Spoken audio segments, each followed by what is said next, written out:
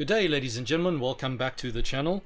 Thank you for participating and your patronage and all that sort of thing. Today, I want to talk about the truth about emotions. Very, very, very important topic, as I have eventually come to learn over time of studying these issues out for myself. And the reason I want to discuss the truth about emotions is for well, actually there's a variety of reasons, but I have to narrow them down. Is in the world today, you have a significant amount of emotional manipulation that goes on around in the world. In fact, our entire media system it revolves completely around emotional manipulation. Our political systems in the West, I'm talking about in the West specifically, US, UK, and so on and so forth. The political system is designed to manipulate your emotions, and so there are many major systems whose sole design is to manipulate your emotions. Advertisement is designed to manipulate your emotions, and many things. Activism, in many ways, is designed to manipulate emotions. Social engineering, all of these kinds of things, and then beyond that, from a macrosphere to a microsphere, in our personal lives, you constantly have people who will try to emotionally manipulate you, and they will either be successful or not successful depending on who you are as an individual. And it would be good to be able to pass these kinds of things out, because not only is for the sake of avoiding emotional manipulation, but also for yourself. If you find that yourself, you can't really understand your emotions and all these kinds of things and how emotions develop. So for example, most people understand sometimes you will feel like you'll just get an emotion that comes over you, right? Let's say you feel depressed, or you feel down, or you get a feeling of impending doom, and it just seems to come out of absolutely nowhere, and you sort of sit there and you look around and it's like, well, I have absolutely no reason to feel this way right now. And it becomes, in a sense, in a bit of a moment of panic, because you kind of sort of think, well, am I going crazy? Where do these emotions come from? And so it is very, very important to learn that, so that you can pass out your own emotions and your own emotional states for yourself, and also prevent yourself from being emotionally manipulated by others, so that when a person says I feel X, you aren't immediately just taken for a ride. Oh, well, I feel X, therefore you should, whatever. Because you can then sort of step back and question these kinds of things. Well, just because you feel, if I understand how emotions are made in the brain and all that kind of stuff, if I understand how it's feeling, then a person will be less likely to be able to manipulate you by projecting, by either trying to impose their emotions on you, or by projecting a false emotion for the sake of trying to manipulate you. So virtue signaling and all that kind of stuff. So a perfect example of an emotional manipulation, if you take a psychopath, for example, he will smile at you and be very charming, but it's all completely false. He doesn't actually care about you at all. And then if you are the type of person that is very, very high in agreeableness, for example, high in agreeableness, high in empathy, you are much more likely to be deceived by a false demonstration of emotion, and then fall for the psychopath's trap, which is why they are so successful, specifically for people that are, and you will find that a psychopath is essentially opportunistic, right? So even though he doesn't go out of his way to target people who are high in agreeableness and high in empathy, those kinds of people generally end up being his victims regardless, because high agreeableness and stuff like that tends to be very, very accepting at the face value of what they're being presented and stuff. And we will pass out the reasons why that is. And then also there are many people who are basically just charlatans. So many religious leaders are absolute charlatans. They're trying to manipulate your emotions. So many religious leaders are doing that as well. whether major pastors or whether people at your sort of your local church and stuff like that will try to manipulate your emotions and things of that sort. And a lot of the times they'll say, I'm feeling X, Y, and Z, when they don't actually feel that, because there is the problem of misunderstanding emotions and all these kinds of things. And then also on the internet, you've got sort of these self-help gurus, right? All of these self-help gurus, these people that are life coaches and all of these kinds of stuff, 99% of them are all charlatans. They're taking advantage of you, right? All of these people who are, if you set your mind to it, you can do it, and all of that usual motivational speaking crap is first of all is being when you see someone going through that, chances are you're dealing with a narcissist. And that narcissist is trying to take advantage of your emotions by inducing certain things in you that are not true, right? They're actually gaslighting you in a certain way, and gaslighting means that you have a sense of what certain things might be, and the person's telling you that it's something else, right? And basically gaslighting screws around with your ability to test reality, what things really are. Do I really feel this about this and all that kind of stuff? So like a good salesman will be able to get you to buy something even though you didn't need it, right? And the best emotional manipulators in the world will generally be the best salesman, because they manipulate you in that sense. So a lot of these, the vast majority of the self-help world, self-help, life coaches, all that kind of stuff, the vast majority of it is absolute trash. Most of these people don't know the literature. I'm going to show you the psychological literature. I'm going to refer you to books and all of what is currently the orthodoxy in the psychological sphere, as best as I know, because I'm not a psychologist, I'm not a professional. I'm reading and I'm attempting to communicate this because I feel it's important to know these things. And so that we can avoid these charlatans and all of that kind of stuff. So and you will find then after this, you will find that a lot of people who say that they're in it to help you are not really. Okay, you'll be able to try and identify these kinds of things and all that kind of stuff. So it is very, very, very, very important. And we'll also gain some insight into why human beings fight as much as they do. Right? Why do we fight? Why do we misunderstand and all these kinds of things? Because most people do not actually understand where emotions come from, right? So the first thing that I have to do is dispel a couple of myths, right? This is the very, very first thing that we need to do, and then I'm gonna put it down, and then we will go, and then in the final analysis we'll get there, right? We'll get there. So first of all, there is this idea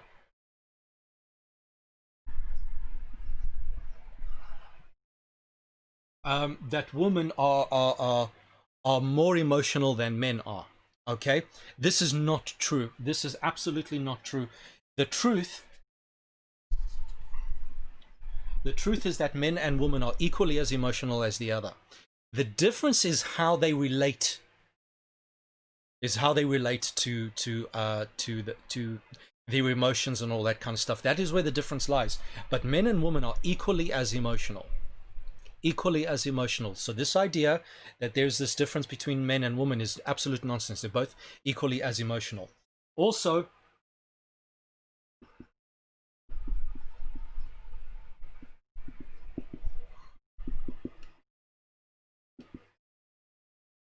everyone in the world, and this might sound like, oh duh, every single person on the planet has emotions, even narcissists and psychopaths.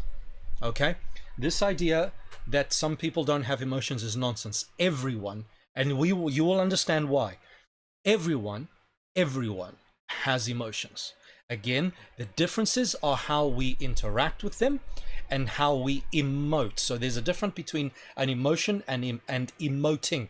The emotion is then is sort of the final analysis of what you feel and what you think about what you feel. And emoting is then how that plays out, how you play that out physically. Do I shout? Do I scream? Do I laugh? Do I cry? Do I punch someone in the face, and so on and so forth? That's emoting, and emoting will vary on person to person, culture to culture, and so on and so forth. Everyone has emotions. And everyone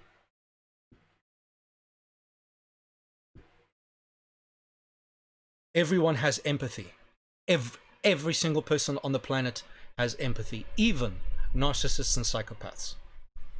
All right. Again, the difference is how do we interact with these things, right? So for if it was true that a psychopath did not have empathy, then the psychopath would not be able to manipulate you. You understand? The psychopath has to be able to understand what your emotional and psychological states are in order to be able to manipulate you, and that requires empathy. The difference is that it's what the psychologists call cold empathy. Cold empathy means that I can understand, I can analyze your emotional and psychological status, but it has no effect on me, right? It produces no so for example, it's like analyzing a chair. The chair is approximately 1 meter by 2 meters by half a meter tall, is black, is made of leather, so on. Therefore this is a chair, right, of these particular descriptions. So for the psychopath it's the same, and even the narcissist is the same thing, right? I see tears, I see what is a sad face. The person is they're sobbing and they're sort of struggling to breathe. The person is crying, the person is feeling sad, and that's it. There's no more. So that empathy is there, and there's no more besides that, right? So everyone has empathy, right? And everyone has emotions. Even the psychopaths and stuff like that have emotions and things like that. And then so the idea that there is such thing as an empath is not true. Okay, there is no such thing as an empath. Everyone has empathy. The difference is how we interact with that empathy, right? That's the only difference, is how we interact with it.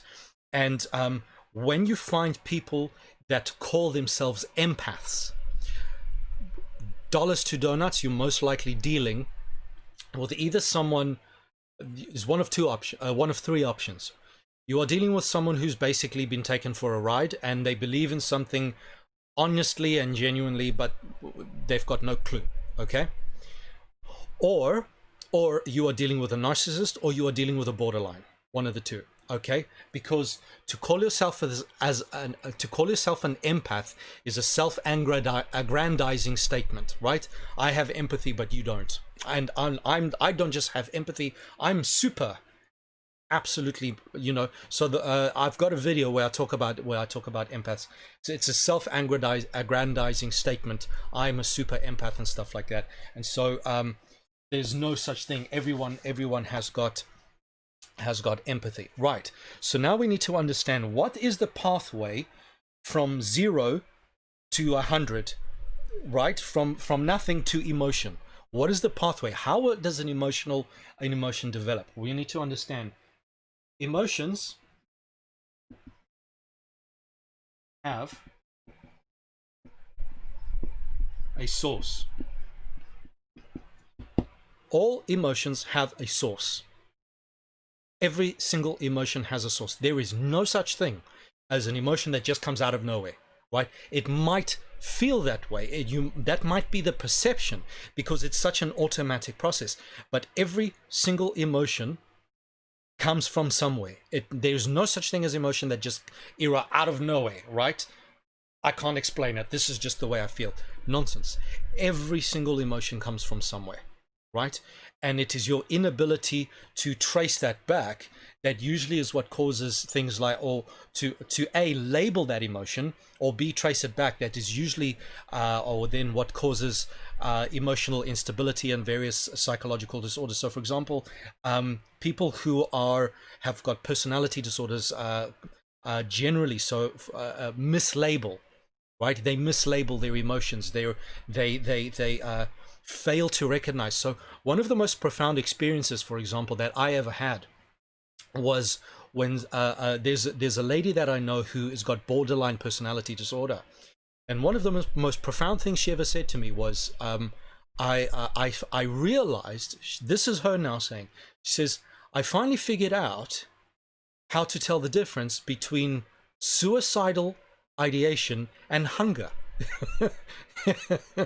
Right? This is how bad it gets in people with personality disorders, where emotions and they completely misunderstand, mislabel. It's because the cognitive process that arrives at these places. So now imagine this, right?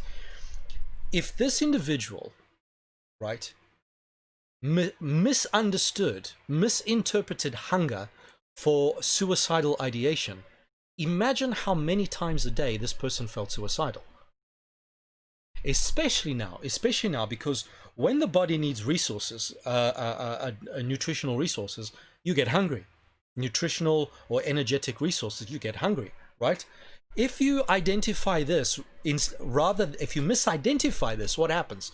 You get even more hungry, and then you get even more hungry, and then you're hungry more often throughout the day, which means that you, by misunderstanding this, you are compounding your sense of suicidal ideation to the point where you might even eventually kill yourself. And you find that this is actually then the case with people who have like borderline personality, for example. The suicide rate for people with borderline is exceptionally high. It's like 30 or 40% of all people with borderline personality disorder will commit suicide, and then a greater percentage actually attempt suicide like multiple times throughout their life, like just all the time, right?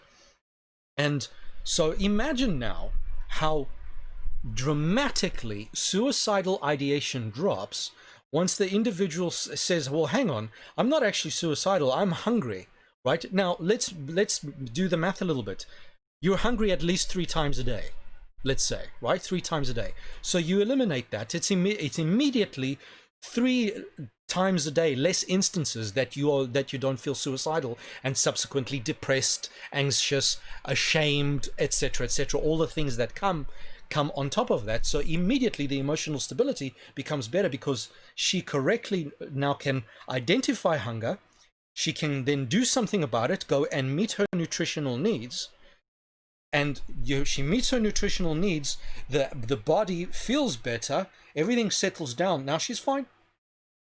All right, that's how bad it can actually be. So all emotions, right? So let's get back. All emotions have a source, right? Every single emotion has a source, right? So how does an emotion go from nothing to something, right? The psychological community has figured out that it goes through a 3-step process, basically. You have affect,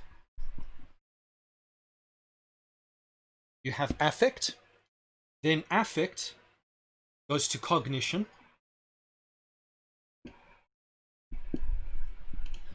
right? And these two together then become an emotion, right? So this is the process, right? And I'm going to explain each one of these things. What are they? What do they mean, right? So before I do that, let me take you to the internet to show you very, very good sources, right? This lady here, Lisa Feldman Barrett, How Emotions Are Made. Excellent popular level book that basically summarizes a lot of this information, right? She puts it in. It's a very, very, very, very well written book. Now, for those of you who follow my channel, if you follow my channel, most likely you are very anti-social justice and all that kind of stuff.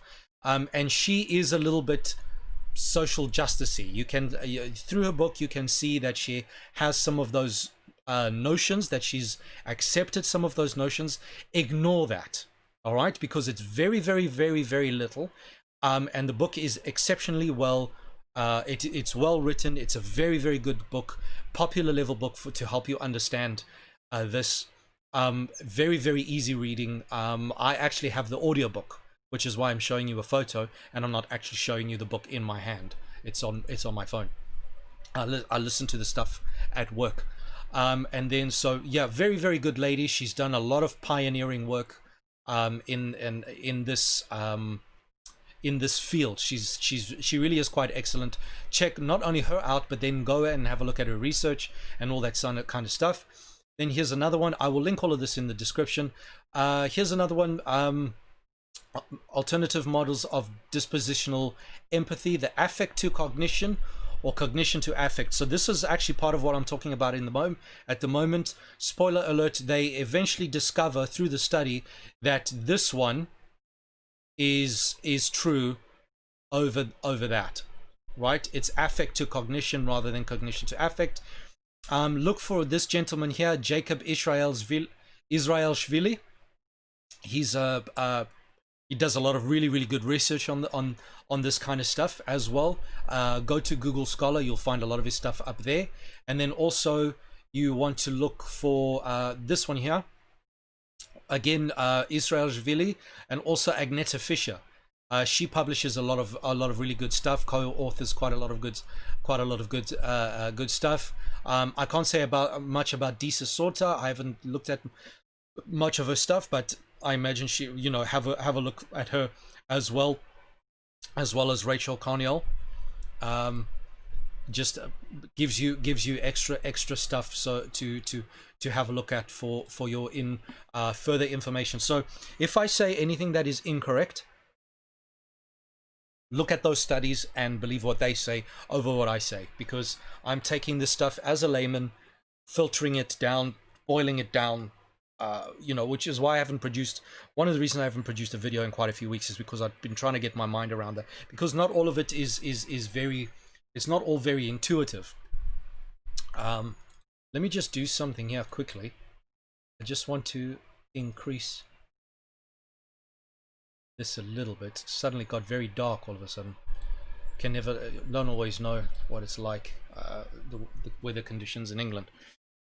So this is how emotions are made, all right, step by step: affect, cognition, and then emotions. So now we need to explain what these are. Okay, so I'm just going to put the little get another pen. So I'm just going to put it over here. So it's affect to cognition to emotion, right? So just there out in the corner, so you've got that in your mind process. We're talking about it, so I'm going to start with that there, right? What is affect? Okay, so now affect is what your body experiences. Do you have indigestion? Do you need the toilet? Are you cold? Are you sleepy? Are you hungry? Are you whatever, right? There's hundreds of different kind of things, because and this is what you need to understand. Most people think in what we call the classic traditional sense of understanding the brain. We used to think that the brain was just this idle thing, right? And the only time it woke up and did anything was when it was given stimulus, and off it goes. But what they've discovered, the brain is constant. The brain is literally the CPU, the central processing unit. So if you go to your computer, you go Control Alt Delete and bring up Task Manager, and you see all of these this list of processes that's going on in your computer that you don't even know about, right? I mean, your brain has got to regulate your heartbeat, it's got to regulate your breathing, it's got to make sure that the glucose goes over here, or the glucose goes over there, or the glucose gets converted to fat, or the fat needs to be taken away and converted to energy. The liver needs to be doing something, the kidney needs to be doing something, this needs to be blood circulation and all that kind of stuff. How much blood circulation? Am I resting? Am I exercising? And am I doing all of these kinds of things, right? All of these things, sometimes you feel PMS when you're a woman, menstrual cycle, all of that is affect. I've got a cramp here, I've got things going on, and or when you're sick, I'm nauseous, I'm this, I'm that, and whatever the case might be. And you will find that these things are usually associated with certain types of emotions. So when you're sick, you're usually a little bit grumpy, you're a bit, I mean, we all know, we experience these things. For some reason, you find that when you are sick, right, especially if you're very sick, all of a sudden you get depressed and the world is ending, and you sort of sit there and you miserize in the corner, right? Sort of thing. You're like a sort of a goat that just goes and parks off in its own place, right, to die by yourself. sort of thing, or you complain a lot and stuff like that. And some people are worse than others, okay? And the reason why some people are worse than others is because how does the person interact or interpret all of this, okay? So affect is all of these bodily kinds of things, right? So affect breaks down into two things, okay? Two things. You have what is known as valence, right? Valence and arousal. Valence and arousal. So what is valence? Valence is very simple. Is what I am experiencing positive or negative? That's it. It's very, very simple. Positive or negative. So in an infant, right? In an infant, infants do not have the ability yet to speak, to form concepts, nothing. So the only thing the child knows, is valence. What am I experiencing? Is it positive or is it negative? If it's positive, I giggle, right? Child giggles. If neutral, the child does nothing. They sort of just potter on their own business. And if it's negative, they cry. That is it. That is the emotional range of the... In fact, it's not even an emotional range. That is nothing but affect. Okay? Emotions come later only once the child develops their cognitive faculties. Remember ACE? Develops cognitive faculties as well as conceptual ideas of what emotions are. Okay? They learn that later. Okay? So an infant, for the first until it starts developing these things and starts learning what are emotions. So anyone who's had a child will know that a child, a very, very young child, like 2 years old, they've just started being able to speak, right? They will say anger and sadness and all of that kind of, it's all the same to them, right? They will use the words interchangeably because in their mind they haven't fully passed out and articulated what the terminology is granulated, right? They haven't, their vocabulary and their understanding of negative affect is not granular, right? Is not highly granular. So they conflate anger with sadness, with hungry, with whatever. So if a child's hungry, starts crying. If the child's cold, starts crying, and sort of thing.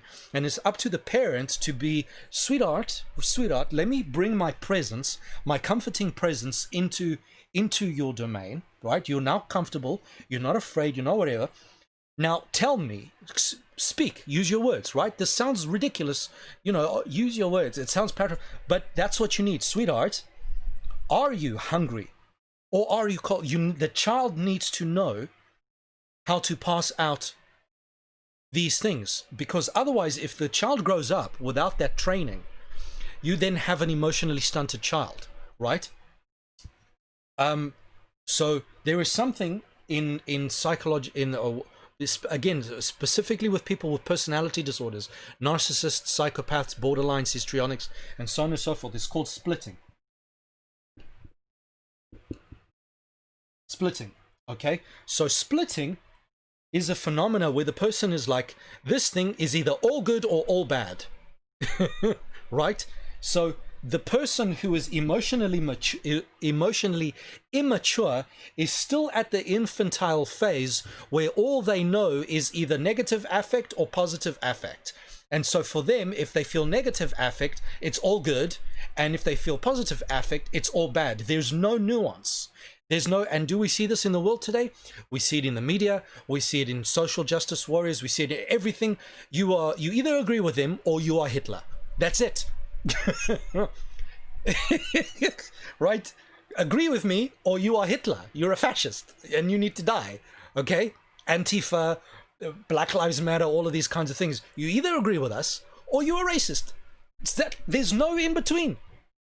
There's no in between. And then you've got these ideas of like, then you start mythologizing because there's no reality test. Okay? The reality test is gone. The reality test is absolutely gone.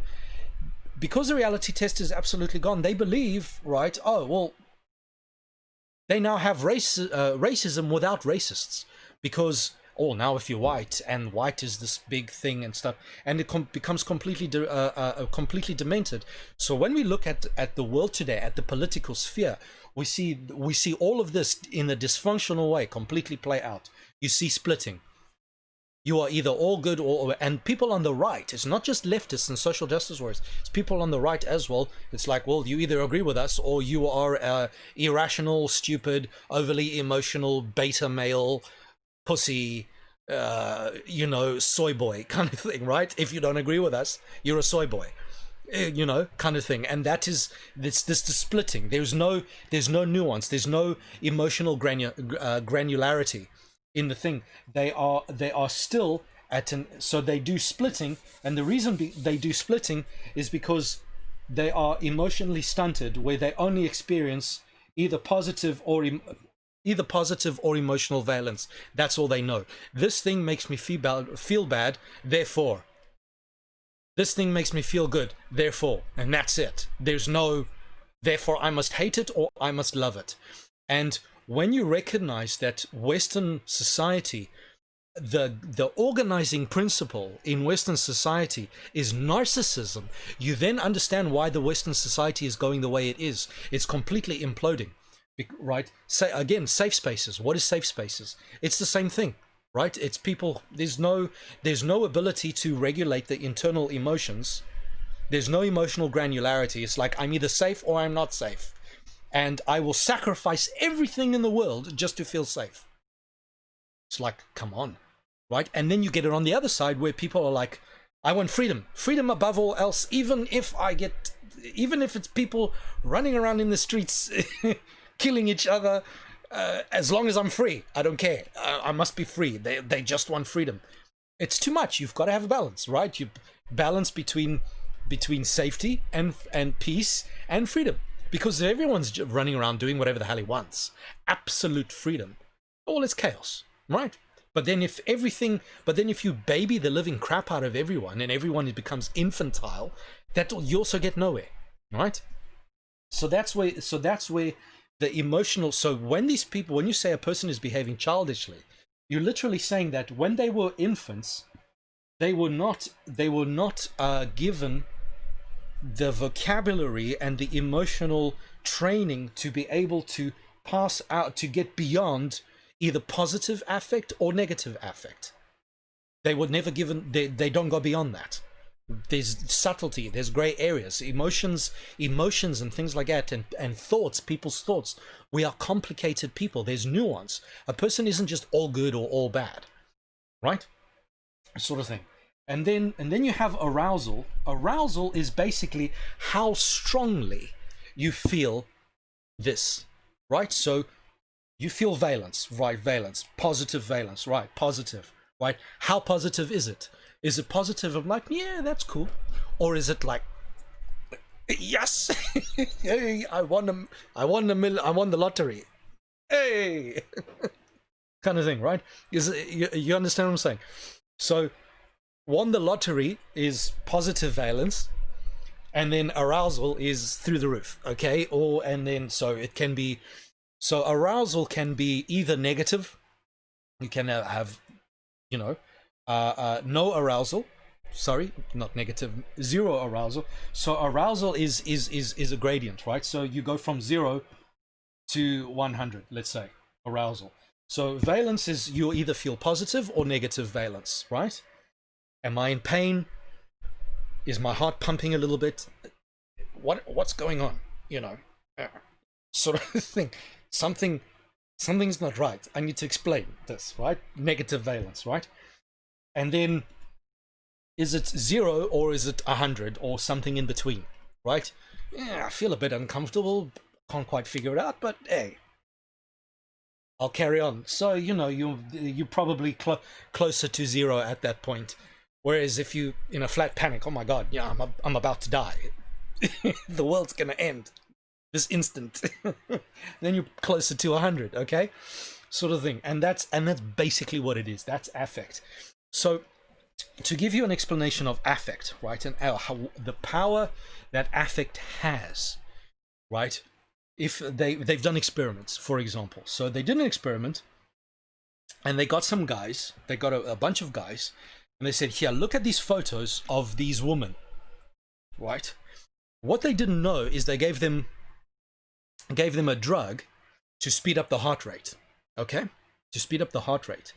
But they didn't know. They were not aware. Obviously, otherwise it doesn't work. Oh, we're going to give you this drug and it's going to do this to you. Then why?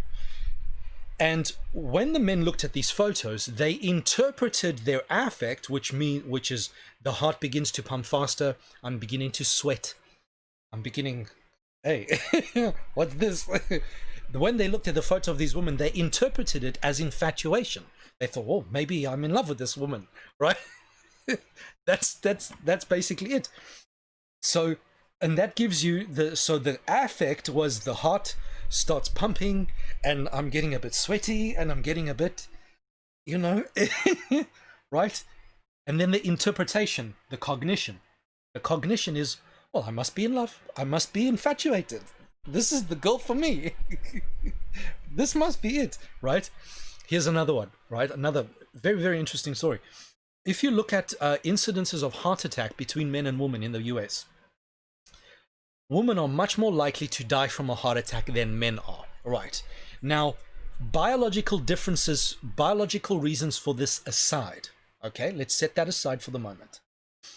One of the reasons that women are more likely to die of a heart attack than men is because a woman is more likely to interpret the physical affect, that's the pain and whatever, of a heart attack or pre-heart attack conditions. She's more likely to interpret it as anxiety rather than a heart attack. So she will go to the doctor, I'm feeling a bit anxious, And also, because anxiety and depression is so much more prevalent in women, the doctor is then quite likely to agree with her. Oh, yeah, maybe that's the case.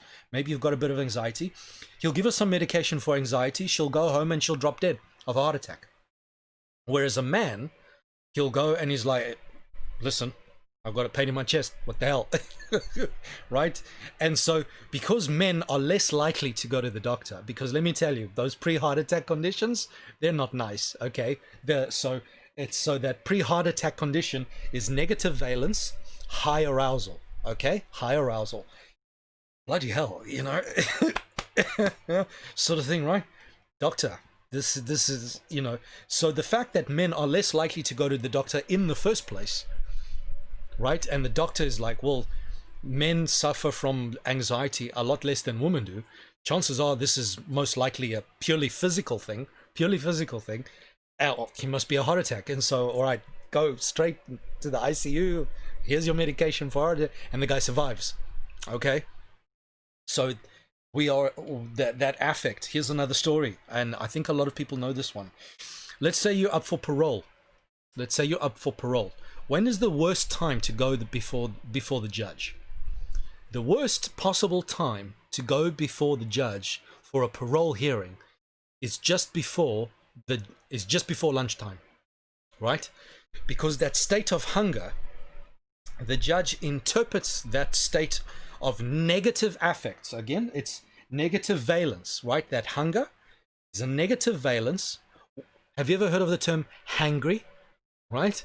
A person is angry and you feed them and suddenly they feel better, right? It's because the person is misinterpreting the affect for hunger and interpreting it instead of purely, I'm just hungry, they're interpreting it as I'm angry and now I'm going to act out. The same, so for example, with a child, when the child is getting a little bit tired, they need to go to bed when they start becoming a pain in the ass. It's like, sweetheart, you're tired, go to sleep, okay? Go to your room, go to sleep, okay? So the judge interprets that as, I've got this feeling in my gut. I've got this gut feeling that's not quite right. And the judge will interpret it that the parolee is not to be trusted. He will then project that onto the parolee. The parolee is like, oh, I don't think he's... And so in the hours just before, in the sort of the hour just before lunchtime, you are much more likely to be denied parole than you are after lunchtime. So you want to get in there as soon as the judge has had lunch. So his stomach is full. He's like, hey, that was, I just had my hamburger, whatever, right? that's when you want to get in there, because you are much more likely to get parole, because the affect is there. Okay, so that is basically explaining affect. And affect, now affect, technically, when we look at here, affect, cognition, technically speaking, affect falls under the category of a cognition, technically speaking, but it is a subconscious cognition. Why?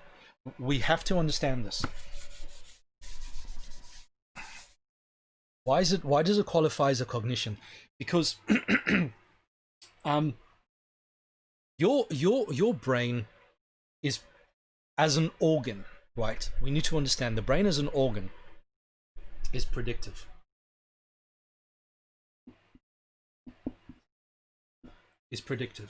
Right?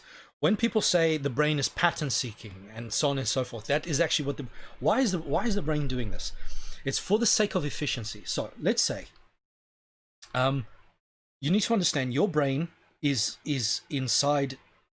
Imagine yourself going into a metal box with no light in it and shutting the door, locking the doors, pitch black. That's what it's like for the brain, essentially. And now the brain is locked in this box, and it's got to manage the whole body, and it's got to navigate through the world. So the brain's access to the world is through the senses, a sense of touch, sight, sound, so on and so forth. Yeah, smell, taste, right? And the brain is predicting what is going on outside. It's got no idea. It's not outside.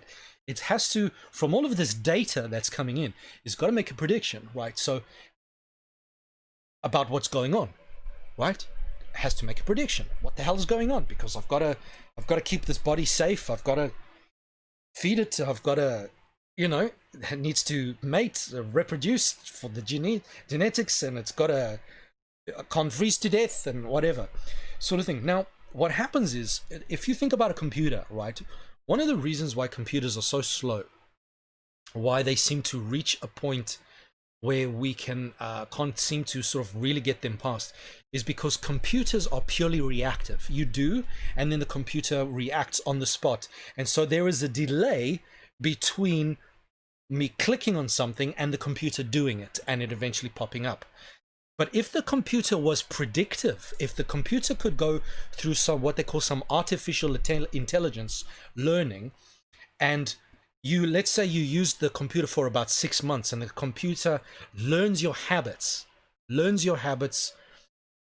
through some sort of artificial intelligence pattern recognition learning about your habits, and the computer could predict what you were about to do next. The computer could constantly prime itself, right? Would constantly prime itself. It's like, at this time he usually opens up the Facebook to look at his whatever, right? Therefore, the computer could prime itself. It's already ready to go, so that when you clicked on it, it would be instant. Boom! Everything pops up straight away. Okay, this is what the brain is doing. The brain is constantly predicting, because it's got to manage. You're going to feel hungry before you run out of energy. There's no point in the brain saying, "Oh, I'm hungry," when you're now starving. You minutes away from death. The brain has a budget. Let's say the brain has got a budget in the body. It has to maintain this budget. It's like, oh, my stock of this is running low, and I'm probably going to run out in the next 24 hours, day, or whatever. Therefore, I need to make sure that he eats. And so you'll get a craving for something, or I need to eat, or whatever the case might be, because the brain is constantly making these kinds of predictions, and it does it before the thing is actually done.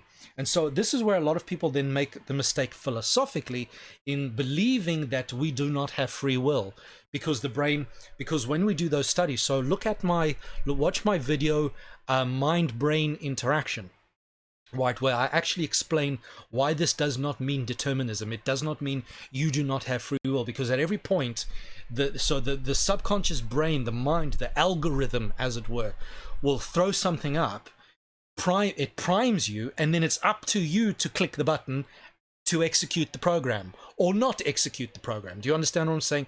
And then here's the thing, even you can go back and you can modify the AI program as well, right? Which is what a healthy person does, right? So a person who's got a personality disorder, so for example, narcissism, right? Remember when I spoke about narcissism?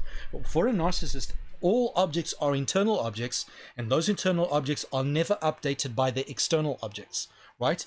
So in a healthy person, so the brain is making, in a healthy person, the brain is making predictions, and the brain learns whenever there's a prediction error.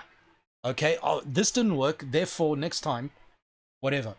A person with a personality disorder doesn't have that. They make the prediction, and no matter how often they have a prediction error, they keep doing the same thing over and over again. It's because there's an object relations problem that was already through trauma and abuse and a stunted development already back when they were very, very small. There's no object relations. All the objects are either internal or external, or they have both, but there's a confusion between what's internal and what's external, sort of thing. So for example, for a narcissist, all objects are internal objects, so there's no relationship with external objects whatsoever. All objects are internal, inside. For a psychopath, all objects are external. And so, but for borderlines and histrionics and stuff like that, they do have both internal and external, but the objects often overlap so that they can't always tell which one is which. Okay, they can't always tell which one is which, and it's very telling. It's very telling, for example, that most narcissists and psychopaths are male, and most borderlines and histrionics are female. Right? Because females, being high in agreeableness, are more socially oriented, right? Whereas men, being more disagreeable, are not socially oriented. So we can conceptualize this as we have objects, okay? The internal and the external object, right? So the more disagreeable you are, the more you want to keep these objects. The more you want to keep these objects apart if you're disagreeable. But if you are agreeable, you want to bring these objects as close together as possible, right? And so for someone who's disagreeable, which is typically a male, right? You then find that they will either eliminate the external or the internal object entirely with their pathology. And so a narcissist is only internal, right? And so this gets moved away, right? So for someone who's disagreeable, which is typically a male, the objects must be as far apart as possible. External. Or they must be eliminated entirely, absolutely entirely. But then for a female, typically, because they're agreeable and more pro-social, their aim is to basically overlap these as much as possible, right? Generally speaking. So agreeableness is woman, and that's again why, even though they're both emotionally the same, and they're doing this for emotional reasons because of trauma as children, right? But how they interact with the objects is different. That's the key difference. It's not that one is more emotional than the other, right? And so then we have the personality trait known as extroversion. Extroversion, generally speaking, will determine how much arousal you feel how easily, right? Because extroversion is associated with positive emotions, whereas neuroticism is associated with negative emotions, usually speaking. So, depending on where you are, there will be an interplay between these. So, for example, one of the reasons why women, for example, feel depression, anxiety, shame. So, if you have to think, if you had to get a list, right? So, male, female, and you had to get a list. What do these two genders? What emotions do they feel or express more often than the other one? So, for women, it'll generally be depression, anxiety, fear, shame, guilt, self-worth problems, and all that kind of stuff, generally speaking. If we're talking about negative emotions, right? Because that's neuroticism. Whereas negative emotions associated with males, because extroversion breaks down to to assertiveness. And this is assertiveness is almost like aggression. Not quite, not quite. So assertiveness combined with low agreeableness is a recipe for aggression. So generally speaking, men will feel frustration, boredom, anger, irritated, impatient, things like that sort of thing, generally speaking. So so it's not that one is more emotional than the other. They interact with their emotions more differently, and they are aroused by different emotions more than the other, right? Their level of arousal. So, for example, with fear, because the man is high in assertiveness and disagreeableness, right? His reaction to fear. So a male's response to fear, if he's high in assertiveness and low in agreeableness, so he's disagreeable, he will have his arousal, right? So his valence will still be negative. Actually, this is not even, depending on how assertive he is and depending on how disagreeable he is, fear could actually induce positive valence in a male, right?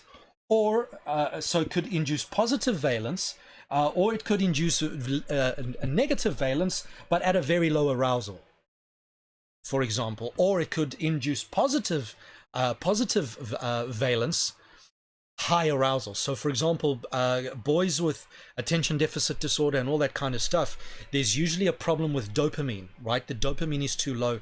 Dopamine is the incentive reward. It's what gets you to go to get up and go and to do things. So generally what they find, males, as both males and females can have it, so males with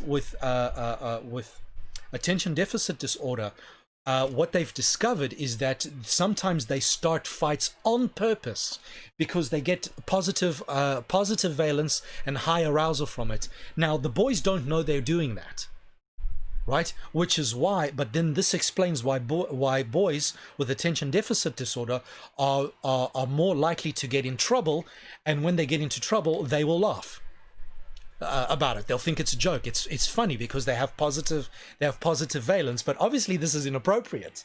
Okay, but then that's the disorder. So, for example, I've got attention deficit disorder, right? When I was a kid, if I got into, I remember, look, I'm even laughing now, right? When I was a kid, I remember I made a pea shoot of myself and two other friends of mine, pea shooting people in the class, right? And then and then we got caught, right, by a female teacher.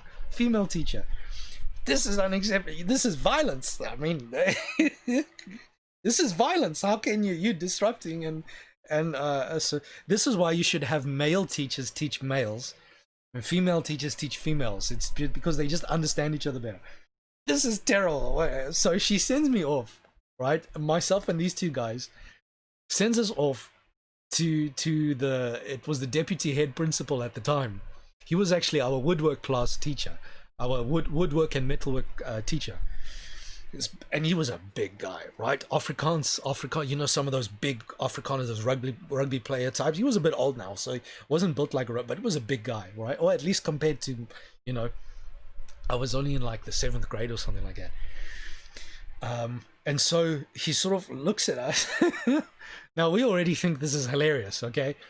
It was I still remember it was myself, Khumuto, and Bill, right? 3 of us, right?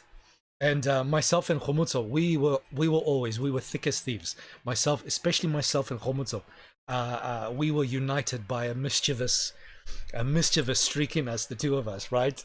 We were like this, and we used to cause absolutely hell in class. So the 3 of us went, and he got us to stand there.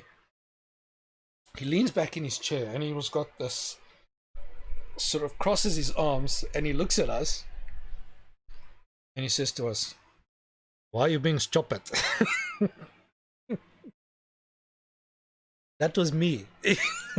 Done. I was on the floor, rolling. I nearly died. I was laughing so hard. I was rolling around on the floor of the deputy head principal's office, laughing my ass off, right? Uncontrollable. This was the best thing. And then obviously because I broke down, the other two, they had no chance. They started laughing as well. They just, there was nothing they could do about it, right? I remember this like it happened yesterday. But if you look at me as an individual, right, I'm high in assertiveness, right? I'm in the, I think, 97th percentile for assertiveness. And disagreeableness, I'm in the 43rd percentile. So it's sort of mid low in disagreeableness. And I've got ADD. So for me, the fear of the situation of getting into trouble with a headmaster produced positive valence with high arousal. And one of the reasons is because people with ADD generally later on in life actually develop personality disorders, right? There's a very, very high prevalence of that because of the way people deal with them through life, because they misunderstand the disorder. They're treated badly and all of these kinds of things. And I don't mean this as a sob story and stuff. It's just a matter of fact. They get treated in certain ways and so develop certain defense mechanisms. And boys specifically will develop either narcissism or psychopathy or sociopathy, right? So for example, myself, I basically, my coping mechanism was basically sociopathy for a very, very long time, sort of thing. And that was my coping mechanism kind of thing. And now that I understand these things, I'm sort of getting myself away from that. So yeah, so this is kind of like how it works. So let's get back to the brain. So the brain predicts, right? How does the brain predict, right? It's basically so when the infant, right? Let's go back to the infant. You've got this infant now. Okay? You've got this infant, this baby. It's just been born. What can it do? It can't do anything. The baby is unable to regulate its internal environment. It cannot feed itself. It cannot clothe itself. It's completely, utterly reliant on the mother for everything. Totally helpless. So when the infant, right, the infant is technically a narcissist, all right? It's what we call primary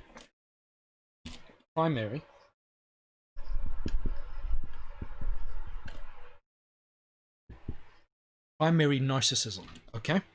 Primary narcissism is that state of the infant, because for the infant, right, we talked about object relations. So for the infant, we think about me, which is the personal identity, and mother, right? For the infant, there's no distinction. There's no distinction between me and mother. I am mother, mother is me. There's no object relations whatsoever. The child has to learn and develop object relations. The child has to individuate, become an individual, and separate from the mother, right? Through the natural course of development. But the child is a narcissist. So we understand a lot of times that narcissism, but like really the most severe kinds of narcissism, start there. And narcissism is basically an infant who never individuates. And so all objects are internal objects. So for example, let's say a child, a little infant, let's say he's eating something. He or she is eating a sweet piece of carrot, whatever the case might be, right? What do? They offer it to you, right? Because for the infant, again, there's no object relations. There's no difference between me and you. Everyone is me and I am everyone, right? That's a primary narcissism. So the child assumes that you like carrot as well, right? It assumes that everyone is like the child. Does this sound like egalitarianism, by the way? That's what egalitarianism is the assumption that everyone is the same as you are. But that's not true. It's patently not true. People have different thoughts and all that kind of, and what do you see on the left? On the left, you see people who everyone is equal. There is no difference. A man can be a woman can be a man. I can just say it and I can be it. Again, there's the magical thinking. Just because I say it means that I am, and there's nothing you can do about it. Reality goes right out the door, right? It's mythological thinking. We are persecuted, right? Paranoia, conspiracy theorists. Again, a lot of conspiracy theorists are narcissists. Why? Because it's a paranoid delusion. It's all about me. I'm the one. They're looking at me. They're tapping my phone. Who the hell are you that you are so important that the CIA won't have anything to do with you? You're no one. You're a nobody. Right? It's a self-aggrandizing statement. So you see it on both the left and the right, these sort of conspiracy theorists and all of these kinds of people who are like, we are all the same. And you cannot say that all this relativism is a sign of a primary narcissism. That's why what do they look for? They look for, you see that like an infant, they cannot regulate their internal emotions, and therefore, by necessity, they need to restructure the world around them, because their inner state depends on external. So, for example, they have what we call an external locus of control.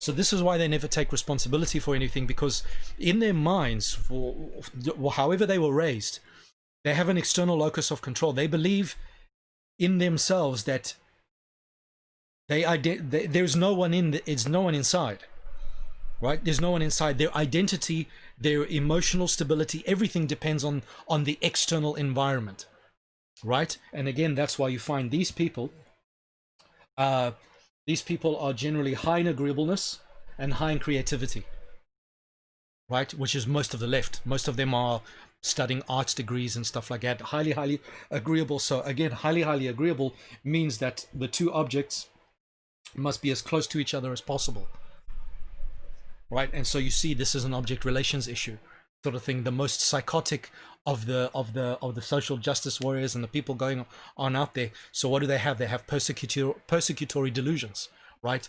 The white man is out to get me. The straight man is out to get me. Everyone's out to get me all the time. I'm so victimized. Yeah. All right. And not only that, but because I'm a narcissist, I aggrandize myself that, oh, everyone is after me because I'm so special and I'm so wonderful. I'm a threat. I'm a threat to their existence. Right. So back in the day when this whole homosexual versus heterosexual thing kicked off, what did homosexuals start doing? Oh, I can convert any man to be gay. Right? They believe that they can, and that's narcissism. That's self-anger. The reason why straight men dislike me is because I'm a threat to their I'm a threat. No, you aren't. Sort of, and it's the self-aggrandized, and so you see that in all of these kinds of things. And then again, so it's again always external locus of control. Transgenders, homosexuals, etc., all very, very high rates of suicide. Why? It's because what do? It's always someone else. They always blame the outside. It's an external locus of control. They don't have an internal locus of control. They can't regulate their own internal emotions. This is why they need the rest of the world to accept them, because they can't accept themselves, sort of thing. Right? So this is what you get. So something that's common to men, so men who are disagreeable, right? So disagreeable and masculine, what do? The objects are as far apart as possible, right? Keep it far apart as possible, right? And therefore, if this is the external object and internal object, the external object can't influence the internal object. So a man who is highly, highly disagreeable, and you say, you're a fat moron, you pig, the guy will be like, yeah, all right, I don't care. Your opinion doesn't matter to him, right? Because he has an internal locus of control. He doesn't need to be around. And usually the fight that husbands have with wives is the wives always want to go out and do things and be with the friends and gossip about so-and-so that did this and so-and-so that did that and whatever. And the man is like, you know what, I'm just quite happy to go and sit by a river by myself and fish all day, right? Because the external doesn't worry him. It's like, well, I'm happy doing my own thing and being with my own thoughts, because he regulates himself on the inside, right? There's an internal locus of control and self-regulation. Now, when a man's locus of control becomes external, that's usually when you have a psychopath or a narcissist, because deep down inside, a psychopath and a narcissist are codependents. They survive off other people. right? It's an external locus of control, right? Because I need to be aggrandized, and I need other people to tell me that I'm wonderful. That's the narcissist. The narcissist, by necessity, needs to be around other people, even though he despises them for it, right? He despises the fact that he is so dependent on other people, right? Then you know you have a narcissist, right? But the average guy who's got he's just a healthy average bloke. It's like, well, if you think I'm ugly, if you think I'm a bad, who cares? It doesn't make me that way. I know who I am. And so then you find people with high agreeableness, again, typically women, they have a lot of time they have a crisis of identity, right? So for example, if you look at the fashion industry, a lot of people think that the reason why women patronize the fashion industry as much as they do, constantly getting their hair done, change of hair color, change of outfit and stuff like that, these things are happening not because they actually like fashion, but it's because they have a problem with their identity. Their identity is constantly changing, right? So you usually find when a woman has a crisis in her identity, she'll go out and buy new outfits, cut her hair, change her hairstyle, because she's trying to formulate a new identity. She's trying to distance herself from a stressful factor or something like that. And you find this in people with borderline and histrionic personality disorder, which again are mostly women. You know immediately. That's why they all have blue hair. And again, when you look at social justice warriors, a lot of feminists and stuff like that, blue hair, pink hair, purple, all these neon color hair, it's because there's an identity problem. They're trying to establish an identity. And that's why you have all of these ridiculous theories out there, because the emotions are not being regulated. Because for them, not only is there an external locus of control, but they experience negative valence, and that's it. There's negative valence and boom, off it goes, sort of thing. And they think that the emotion comes out of nowhere. They believe they have no control over it, and that's it. You must just accept that this is the way I feel, which is not true. So if we go back, right? Affect, cognition, emotion. Every emotion starts off as a cognition, whether you are aware of the cognition or not. So if you have a dysfunctional emotions, it means you have dysfunctional thinking. Dysfunctional emotions are a sign of dysfunctional thinking.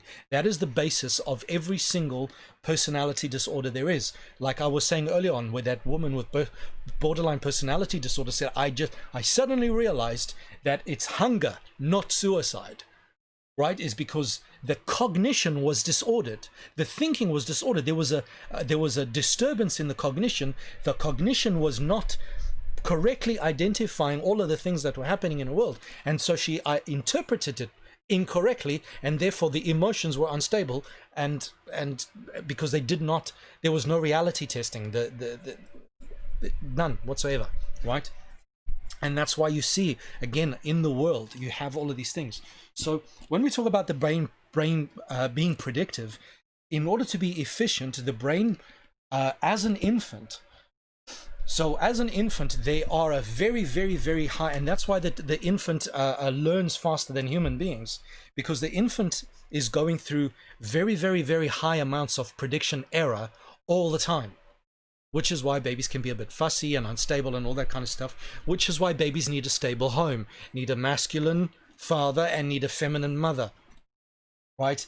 Need stability, need all of these kinds of things, because if they don't have that, they can't develop properly. Okay, so the brain is like an algorithm. It's predictive, trying to predict what's going to happen. So for example, when you perform a task for the first time, you always do it slower than you've done it for the 100th time. Is because the first time you do it, you have to do it consciously. You have to pay attention to each and every single movement. And what you're doing when you're learning is you're literally programming the AI, the subconscious, to be able to do it by itself, so then you can do it without looking, right? So sports players and all that kind of stuff, the reason why they're so good is because their brains have become highly, highly skilled at predicting. They're not reacting to things. So the best players, the best sports players are not those who are the best at reacting. It's those who are the best at predicting. right? Which is why you play and play and you play and play and run scenario after scenario after scenario, so that when that scenario shows up, you don't have to stop and think about it because it's too late. The other guy's gone right past you. You react, boom. It's muscle, what they call muscle memory. That algorithm is already there. You're already, the brain in the back has already identified the scenario and it's already primed the necessary muscles and things to react. So it's there. Boom, it's done.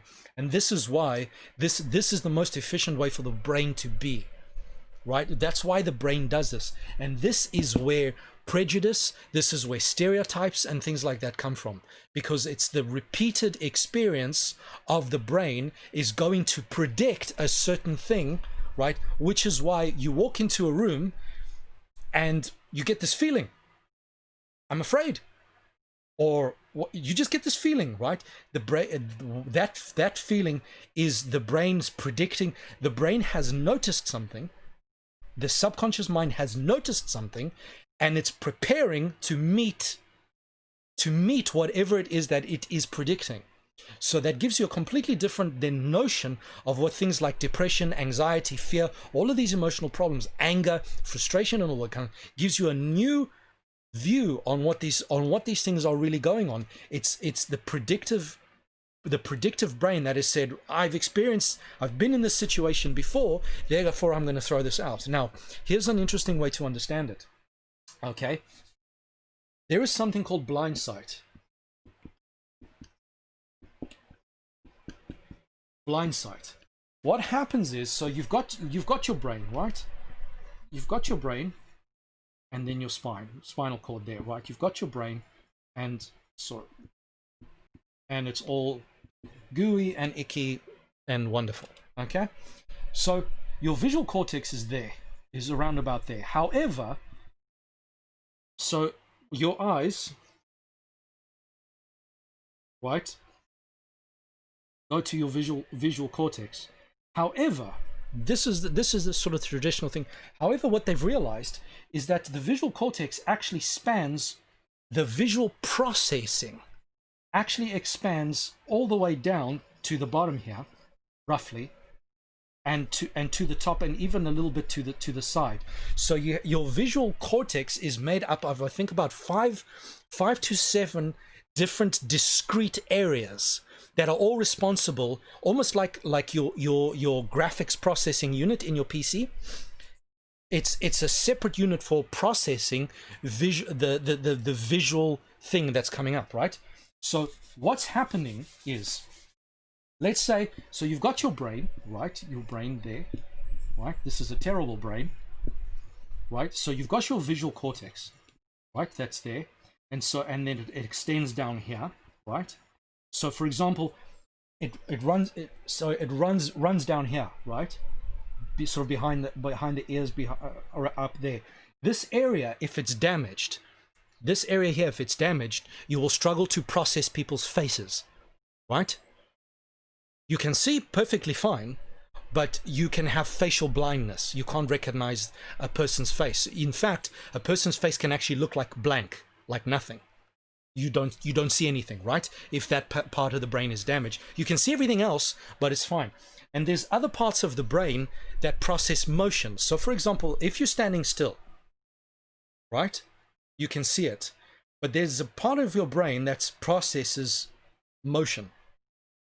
If that part of your brain is damaged, you can see something if it's standing still, but as soon as it moves, it vanishes, disappears, because your brain cannot process motion. So that object literally disappears. You can't see it until until that object stops again. Then you can see it again, right? So now blind sight is something that's very interesting. So you've got your eyes, right? You've got your eye, and it's connected. Let's say the eye is your visual. So let's say your visual cortex, right, the part that processes light, interprets the light image only. The light image was what's something we call blind sight. So you're blind. You can't see anything. You can't see anything at all. because there's no light processing. Your eyes are fine, the connections all the way there, everything's fine and stuff like that. You can't see anything because that which processes light, it's like the light has been switched off for you. There's no light. However, what they found is that if they took a person with blind sight and they showed them a picture of people's faces, they could predict what the face was. Even though they're blind, they can't see it. They're clinically blind. They can't see. It's black. They could predict with statistical significance the correct face on the image, right? With a statistically significant above random chance. So this is not random. What do they realize from this? They realize that even though there's that sight that's not there, so you are not aware of what you're seeing. You're not aware of what you're seeing. However, the brain, the other parts of the brain's processes still work. Like the process for the lobe, part of your lobe which is responsible for recognizing faces, that still works. So what they found is if they put an angry face in front of this person, even though they cannot see it, that part of the brain can still see it, and so the person's heart rate increases, they become sweaty and all of that sort of thing, right? The body is reacting, even though you're not aware of what you are reacting to. The body is reacting. It is making a prediction. This is an angry face. Angry face must trigger fight or flight sort of thing. Must trigger anxiety. Must trigger. And usually, when the patient is predicting correctly, it is because they've correctly identified the affect in their body as to what they're seeing, even though they can't see it, right? So this is how we need to understand, right? This is how we need to understand affect, right? The brain's operating system, your subconscious system, has seen thousands of instances of anger, of sadness, of this, of that, of this scenario, of that scenario, of that scenario. And then when situations look like they're going to be that, the brain predicts ahead of time and brings up the physical response, the physical responses, right? Picks up the physical responses and reacts accordingly. If the situation is novel, it throws that up to the frontal lobe, and then it goes from affect to cognition. Cognition, right? And now, even if it's automatic, the cognition can still take over, right? It doesn't necessarily need to be a novel situation. If you practice discipline, psychological, mental discipline, where you can analyze things, what's going on, right? That's the process there, cognition, right? So the cognition is like, right, I'm feeling this inside. I've got all of these internal things going on, okay? What does it mean? Let me look around, right? Shift my focus around. Can I see a reason, right? And then the cognition takes what's going on inside, right? Which is a mixture between what's going on inside and what's going on outside. Something you may have noticed out of the corner of your eye without being aware of it, right? Something out the corner of your eye. So, for example, if you have been raised in an abusive family, right, where the abuser of your whole life, where the abuser had a goatee and a scar over the left eye, your brain will treat every man that has a goatee and a scar over his left eye as if he is that abuser. But it's not that abuser, it's the circumstance, and the body is danger. I'm predicting danger. And so then the woman will look at that guy and be afraid of him, even though she knows this is irrational. This is irrational. He's not the same person. He's a sweet guy. But the body's like, whoa, I've been here before. And so if the rationale, if the cognitive part, your frontal lobe, if that is powerful and disciplined, you can then stop that and say, I'm not going to treat him like he's going to beat me up, because I know better, even though the body is telling me something else. The body, so at that point, the brain is making a predictive error, and you need to catch that predictive error and say, no, this is something else. And then with greater exposure to this guy, the more exposure you have, it's what they call exposure therapy. I'm afraid of a spider. Play with a spider 5,000 times. You're eventually not afraid of, because you've reprogrammed the automatic response, right? So the automatic response, the body is, I must be afraid because this is dangerous, because there's a concept there. This is dangerous, this is dirty, this is disgusting, this is whatever. It could be many different things. This is dirty, this is disgusting, whatever the case might be. And therefore, I must predict all of the consequences that go along with that. And so the person feels this heart pounding, sweating, oh my goodness, I need to get away from this. Meanwhile, it's like, no. It's a tiny, like if I think about my sister, bless her, right? Even a little daddy long legs could be that small. She'll run away screaming. Panic.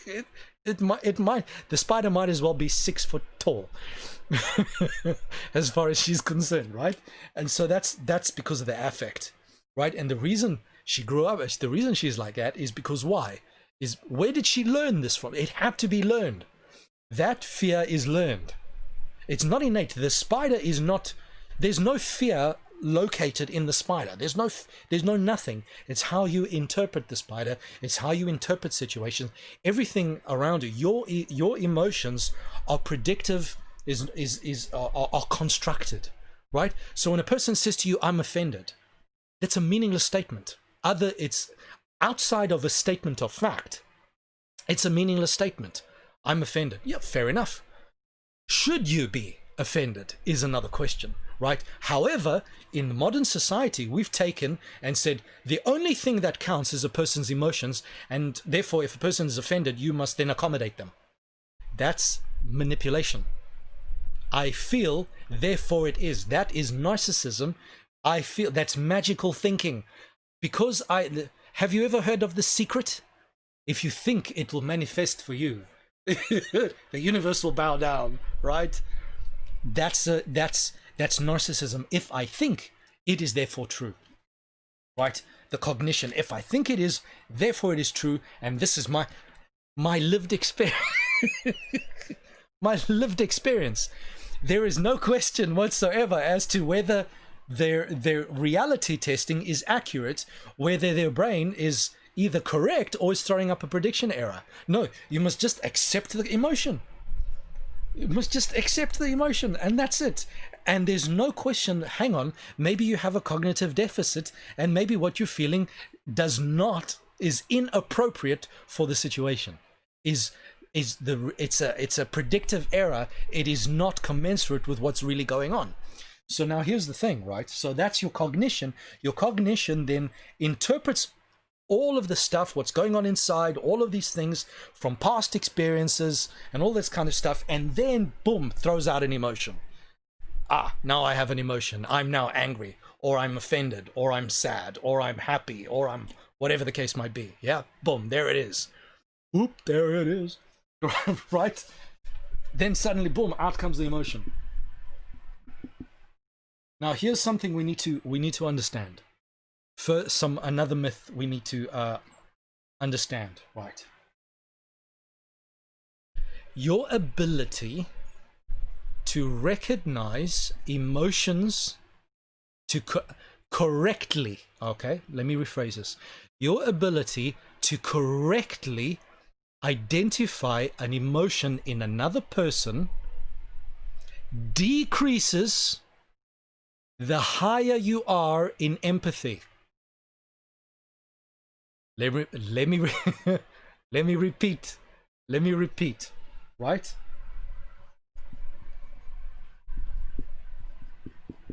Empathy. The higher you are in empathy, right?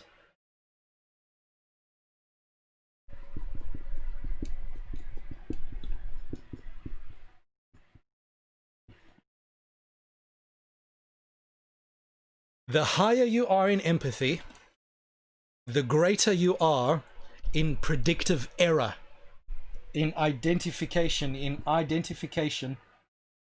error. High empathy, so people who are high in agreeableness,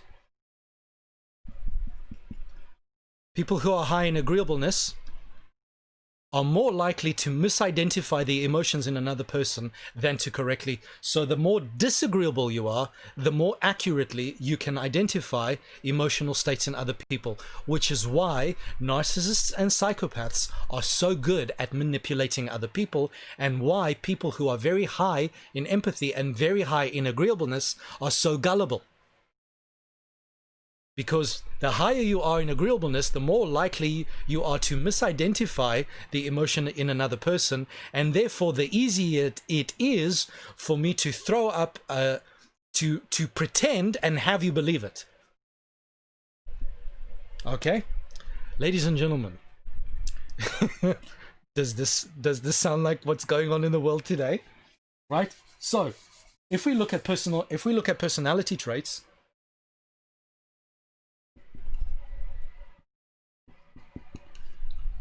Agreeableness. Who's higher in agreeableness? Woman. And men are low in agreeableness. Right? So who's more likely to misunderstand emotions in another person? Women are. Who's more likely to correctly identify emotions in another person? Men are. This is why men are less offended. Because a man is much better at telling whether something is a joke or not than a woman is. It's why women are offended by almost everything. And not only women, but men who are high in agreeableness, because men are also high, can be high in agreeableness. Men who are high in agreeableness are going to be exactly the same way, right? This is why, so for example, this is why women can't understand how it is that men can get along with each other. So how do men relate to each other, right? We go to work, for example, I'm blue collar, right? I'm blue collar. I'm an engineer, right? Mechanics, welders, all kinds of stuff, right? We walk in there, hey, moron, how are you doing today? Hey, how's your mother? Oh, she's fine, thanks. How's your mother?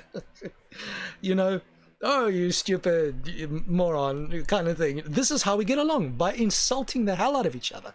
We really, and women look at this, and it is absolutely alien to them, right? Why? Because because they're high in agreeableness. And so what does agreeableness do, right? Remember I said agreeableness brings the objects, the higher you are in agreeableness, the closer together the objects are, right? To the point where, so what is the ability to empathize? When I empathize with someone, it's like I'm putting myself in their shoes, okay? Oh, I can understand what it's like to be you, okay? I can sympathize, right?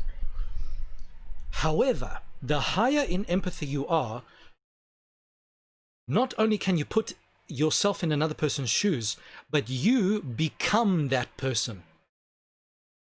Because what you do is you take the object to the point where that you internalize that person, and then what you do is you project your affect and your cognition onto that person, and you believe that that person should react in the same way that you would react. And that is why women can't understand why men can be that way with each other without fighting and without getting offended, and they can't. And the reason is because of the high agreeableness, women are essentially refusing to believe that men just were not the same. They can't fathom it because of the agreeableness. It's like, but if I were you, I would be offended. Which is why today, in today's outrage culture, you have people getting offended for other people. Even if the situation's got nothing to do with you, they're being offended by other people. And again, this is a sign. So for women specifically, this is a sign of like, these are borderline histrionic traits, right? That are completely funky, right? Completely off whack. It's like, sweetheart, I'm not you. You know, get that into your head, right? Now, here's the interesting thing. Women who are low in agreeableness generally can't stand other women because women do this.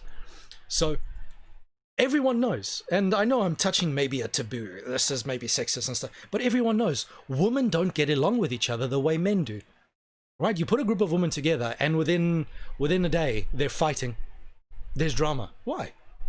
It's because they're misinterpreting each other's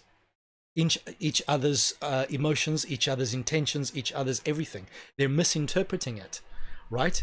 They are projecting what they are feeling, right? So this is why, so think about the concept of fat shaming, right?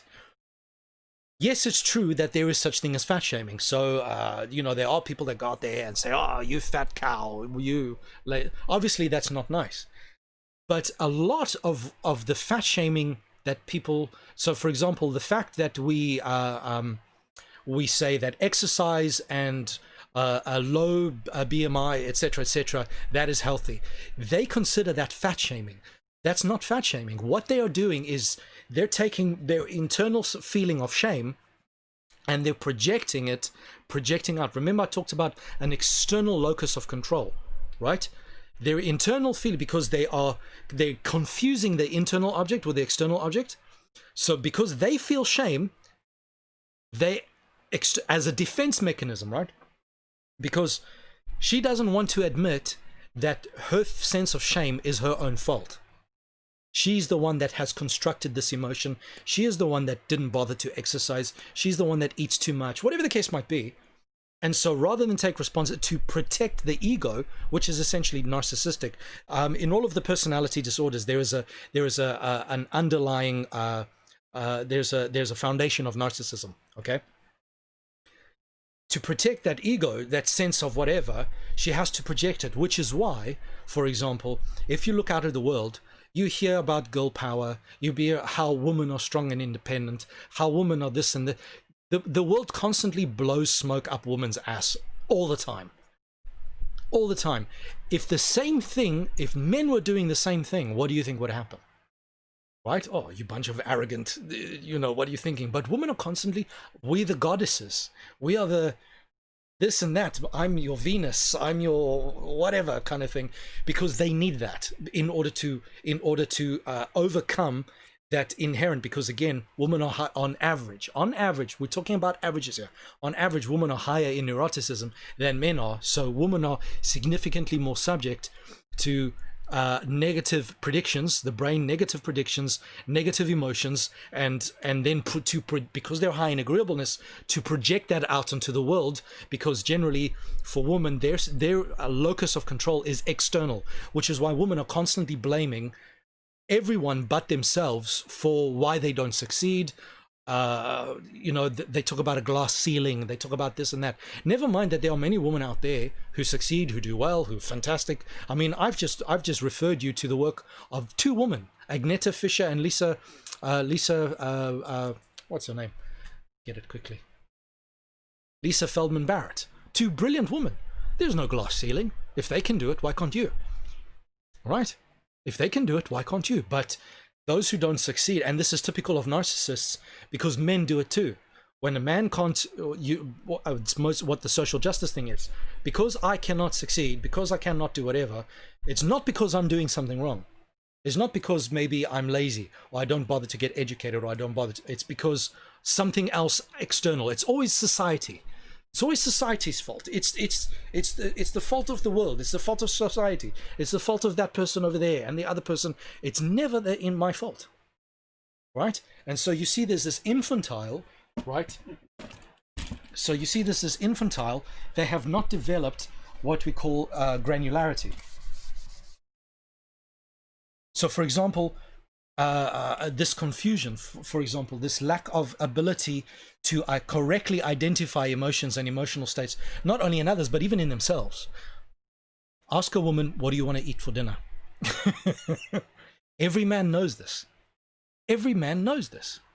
Sweetheart, she wants, I want to eat out. Sweetheart, I want to eat out. I want to go out. Okay, cool. Where do you want to go? I don't know. I don't know. So you have this schizophrenic, and this is why men are getting to the point where they're getting quite irritated and stuff like that. Sometimes legitimately, sometimes illegitimately, so sort of thing. But for those who are legitimately getting annoyed, is because in the world, you have women saying, like, they're jumping on this feminist bandwagon. It's like, we want self-determination, we want this, we want that, we want that, we want to decide, we want to be, and we want to go, and we want to do.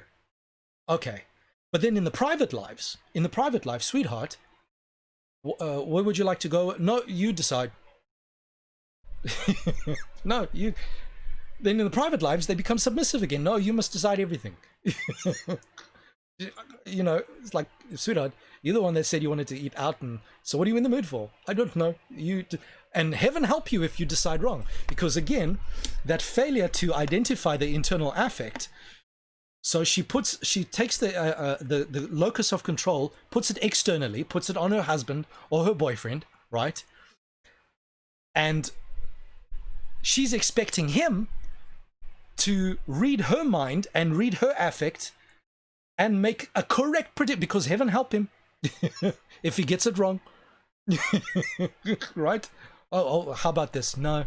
How about this? So that process that men and women get into, that men find really irritating, when a woman is saying, I want to go out, I want to do whatever the case might be, I want to eat, and that process where, okay, and she's like, yeah, anything, because in that moment the only thing she's experiencing is hunger. Let's say she's experiencing hunger, but she's struggling to find the granularity to pass out, what am I hungry for?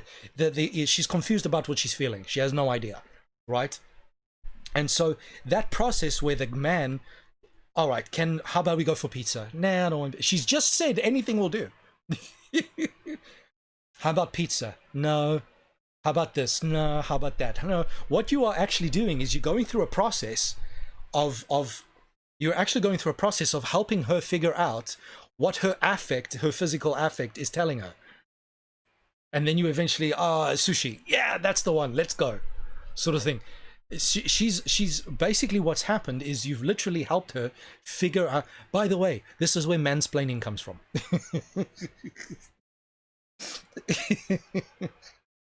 Women get pissed off. Oh, mansplaining. He has to.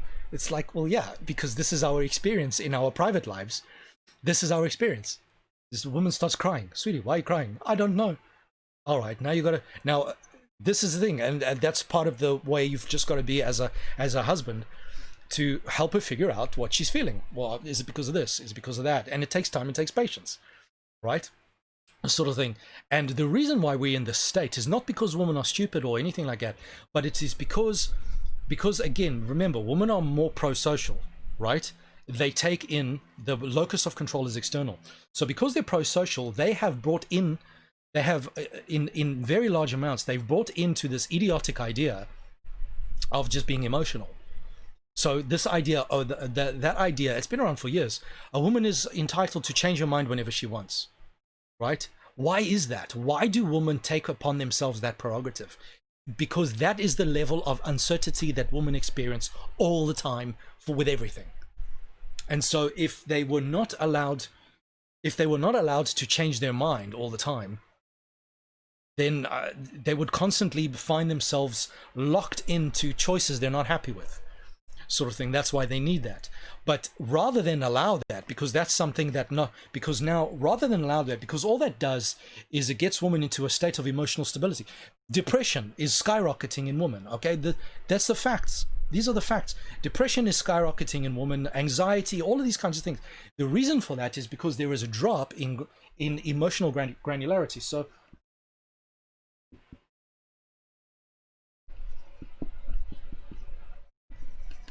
Right? So what feminism has failed in doing, or should I say succeeded in doing, is basically taking femininity and reverting it to an infantile state in many ways. So with increased, remember, as a child, you give them greater and greater emotional granularity. What is that?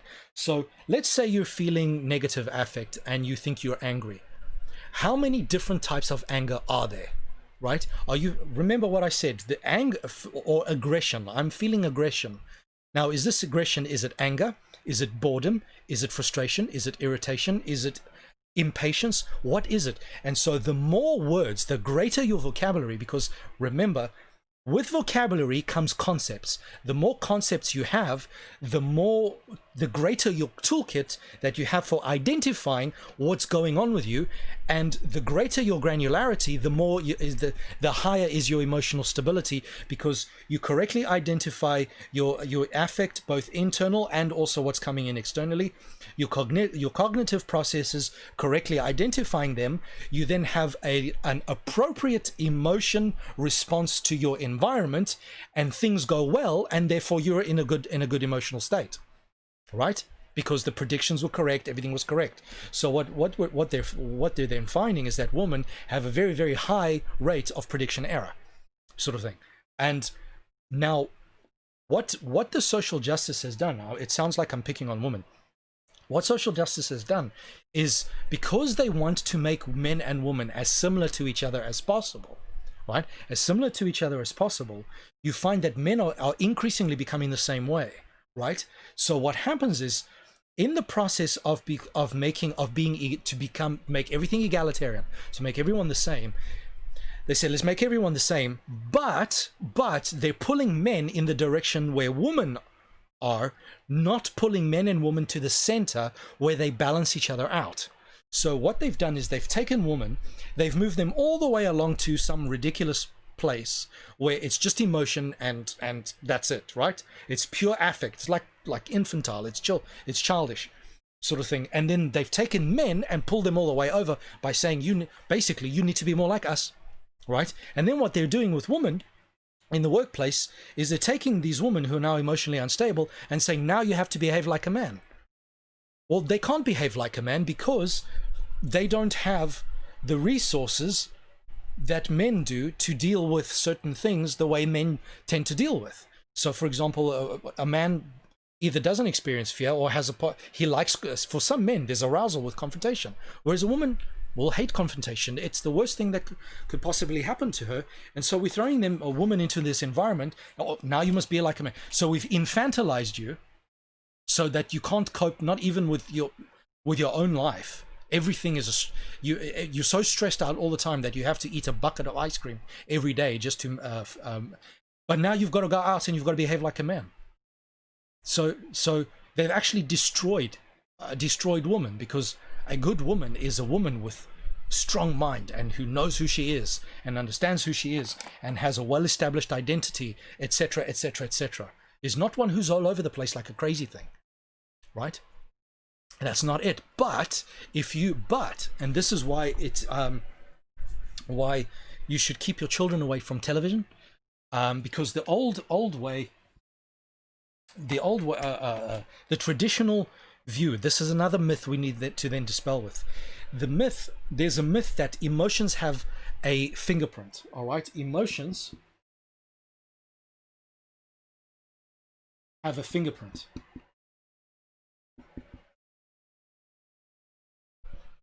Right? So the idea, this is basically essentially speaking, this is the concept of emojis. So if I'm like this, it means I'm angry. Or if I'm like this, it means I'm happy or demented in that case, right? This is the concept of, there is no such thing as an emotional fingerprint. It does not exist, right? It does not exist. So what we think, or the way that we've started thinking in society, is that when a person experiences a certain emotion, that it will manifest in a very, very specific formulaic way, in the person's face, in the person's body, etc., etc. This is nonsense. This is not true.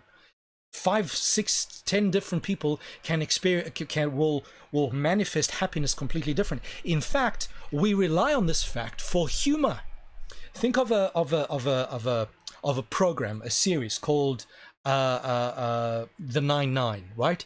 It's a comedy, it's a police comedy sort of thing. Now, the police captain is this guy who is really, really really stoic. He's actually quite brilliant, right? He's really, really stoic, and he'll look and he's like, I'm ecstatic. I've never been so happy in my life, right? And people find this absolutely hilarious. But this is true to real life. He the affect inside his body, he's genuinely happy, right? He just doesn't emote in the way we expect. And so the dissonance between what we expect to see, the prediction. So basically, the source of the amusement of the comedy is the prediction error. We predict that someone who is ecstatic and excited will show and jump around. Meanwhile, he's like, you know, like Steven Seagal, I'm happy, I'm sad, I'm devastated, I'm heartbroken. You know, it's like all the same, right? And that's why we find these things so funny, is because the amusement actually lies in in what the prediction error causes in our bodies, and that's why we laugh and find it amusing. Interestingly enough, it's very interesting, the psychology. And so now what happens is, again, this is something that men experience all the time. Something exciting will happen, and the guy will be, yeah, that's pretty cool. But the woman, his wife, his girlfriend, whoever, is jumping around and, oh, this is fun. And then she'll turn to him and she's like, aren't you happy? Yeah, I'm happy. What do you want? Oh, you're such a grumpy old you're such a grumpy old git. Why, you know, you're always so... But I'm happy. That's the agreeableness, right? Because she is trying to impose on him that when you are happy, you need to emote the way I do. Otherwise, I do not believe you're happy. Right? But science has discovered there is no such thing as an emotional fingerprint. You cannot tell what the person is feeling just by looking at them. You can't do it. Can't do it. There's no such thing. Right? It's impossible. Right? Now, what happens is, because we stereotype, like in some cultures, if I smile, you know, I'm psychopathic smile, but if I smile in the West, we interpret it as happiness. We say the person is feeling happy, that's why they're smiling. If you go to other cultures, they don't interpret it as happiness. They just interpret he's laughing. Happiness is not necessarily associated with that facial, with smiling, right? Because it's the concept that we have around it. The concept of emotions is almost like a social agreement, right? If I look like this, then and you look like, and this is how you respond, and it's a social agreement. It's a social convention between us. It's not necessarily an objective thing out in the world. And then a lot of the times when we get into fights with other people, it is because we've made a prediction error, but we're too arrogant to accept that we've made a prediction error. And just accept that the person is what they really are, rather than trying to read into it. So a perfect example was this young Catholic boy who last year sometime was completely defamation of character all through the news media, because he was at a pro-life rally. Young Catholic boy, white boy, of course, who else, right?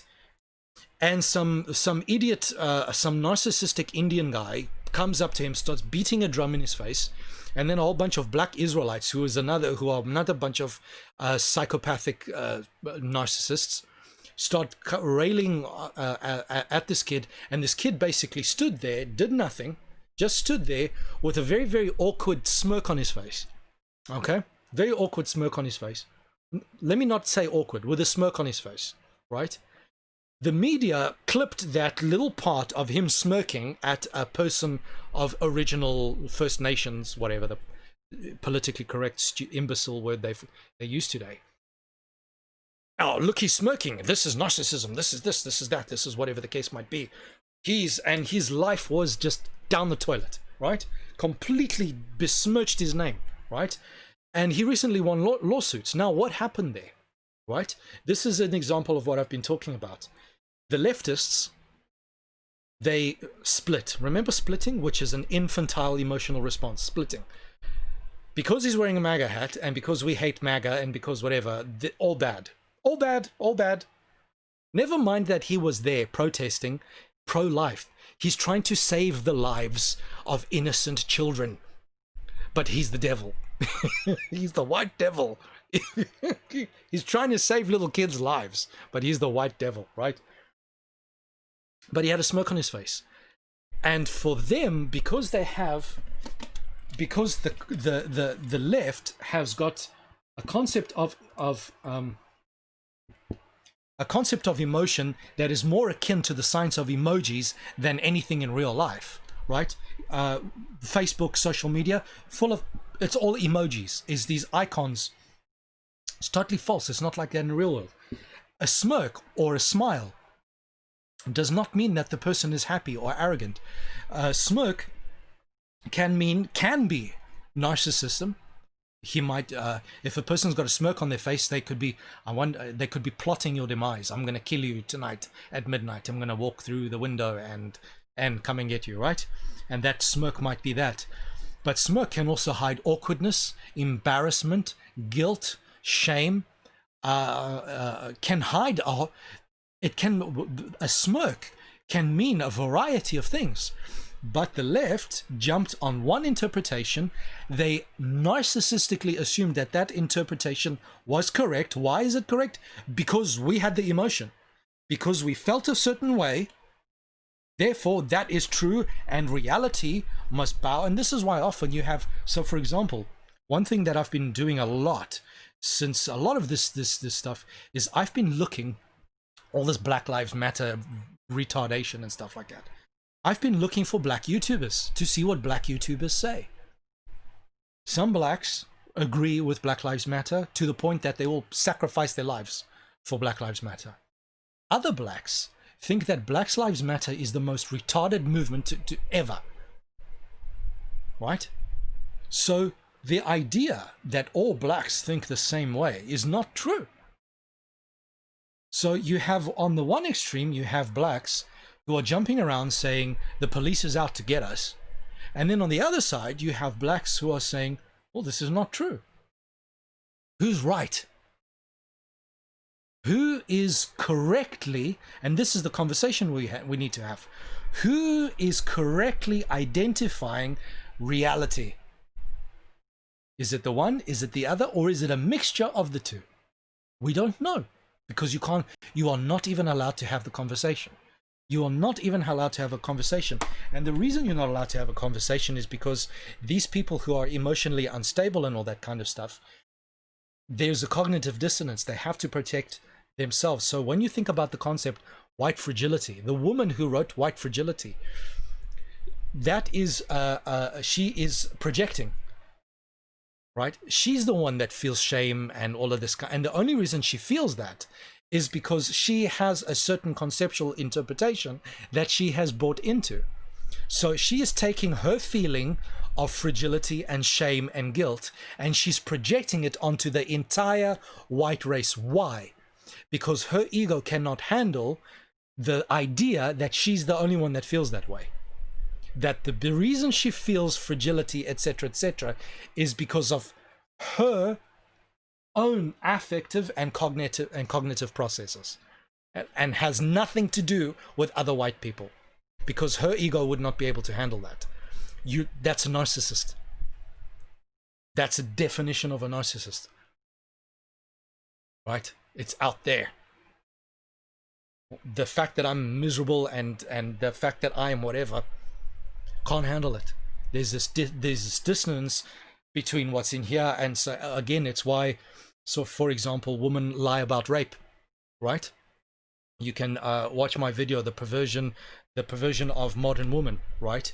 The reason why do some women lie about rape? The reason for that is because they're ashamed of their sexual urges.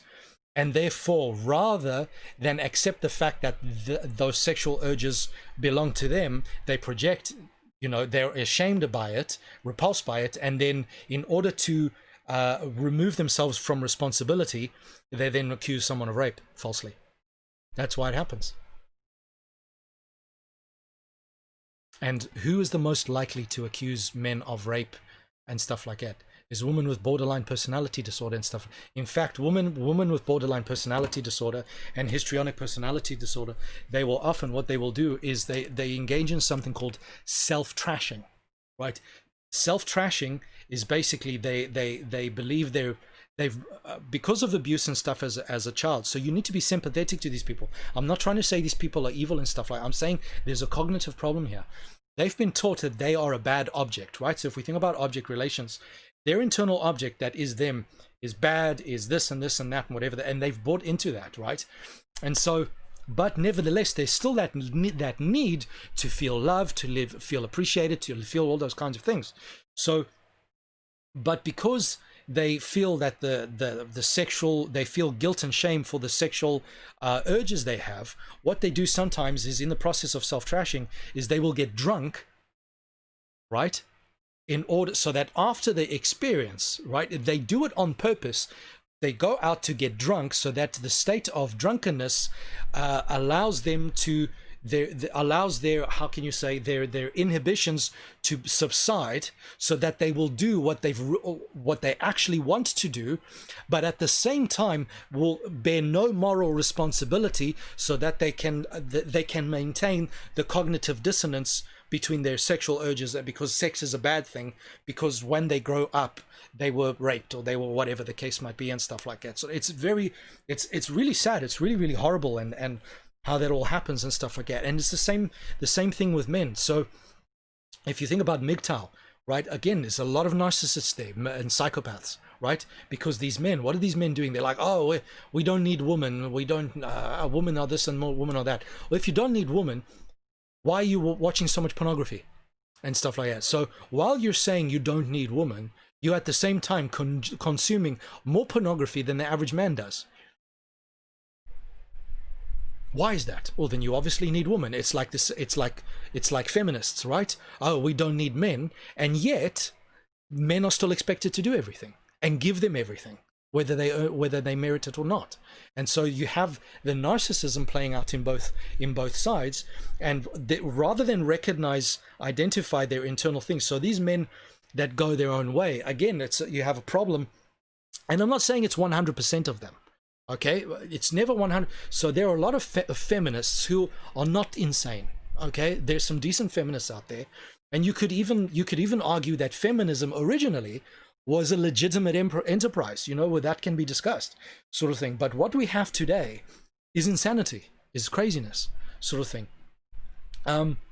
It's absolute craziness. So the both of them, so the man is like, oh, but I can never find a decent woman, and this and this and that. It's like, at no point does he think to himself, maybe you keep choosing the wrong woman. So MGTOW, men walking the men's whiny bitch movement, right?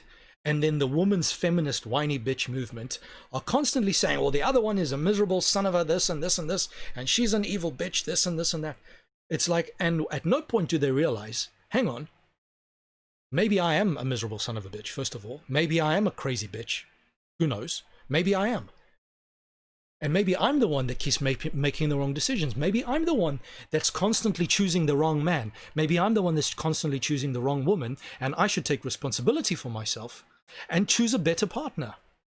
Because if you choose the right partner, if you choose a better partner, right, instead of running off for the first person you sleep with, who smiles at you because you're ridden with insecurities, or you're a man because you've got something to prove about your masculinity, or some stupidity like that. If you didn't do that, then maybe you would find a decent girl, maybe you would find a decent guy, and you wouldn't engage in all of this idiotic nonsense, sort of thing.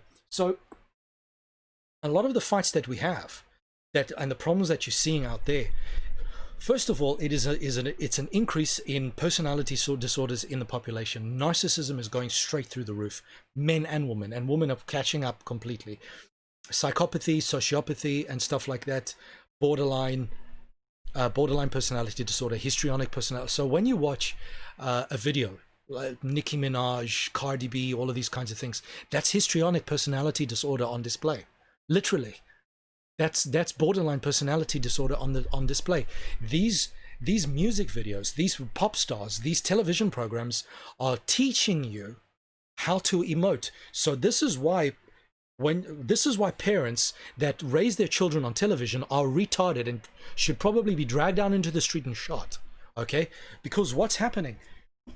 television, what does television do, right? The actors, when they emote, it's emoji. It's shallow.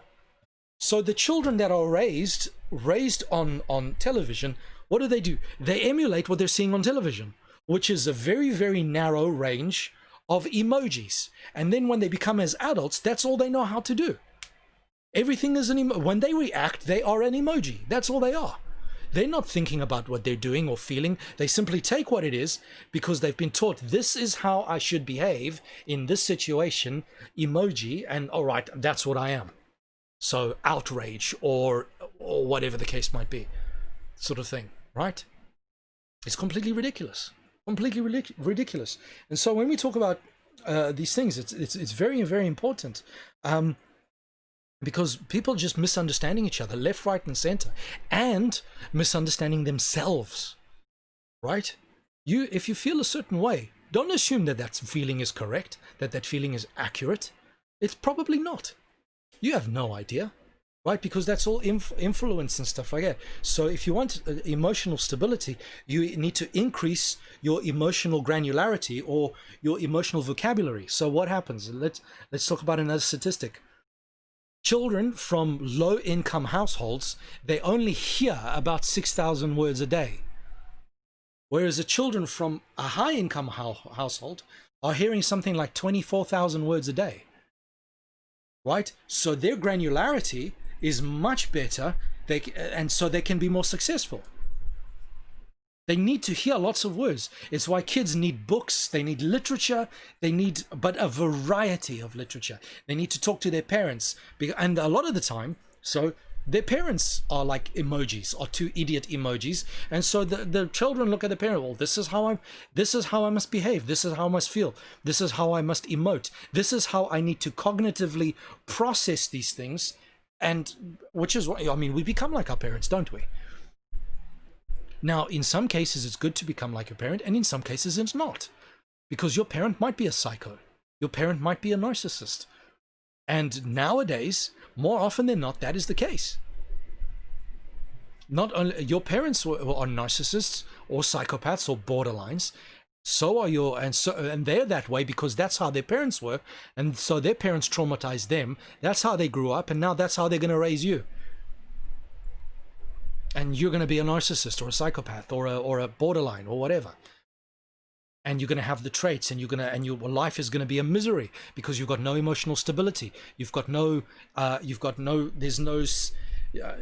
You can't. You're just pinging around like an atom bouncing against, like a chemical, just bouncing and reacting with things without ever engaging the cognition.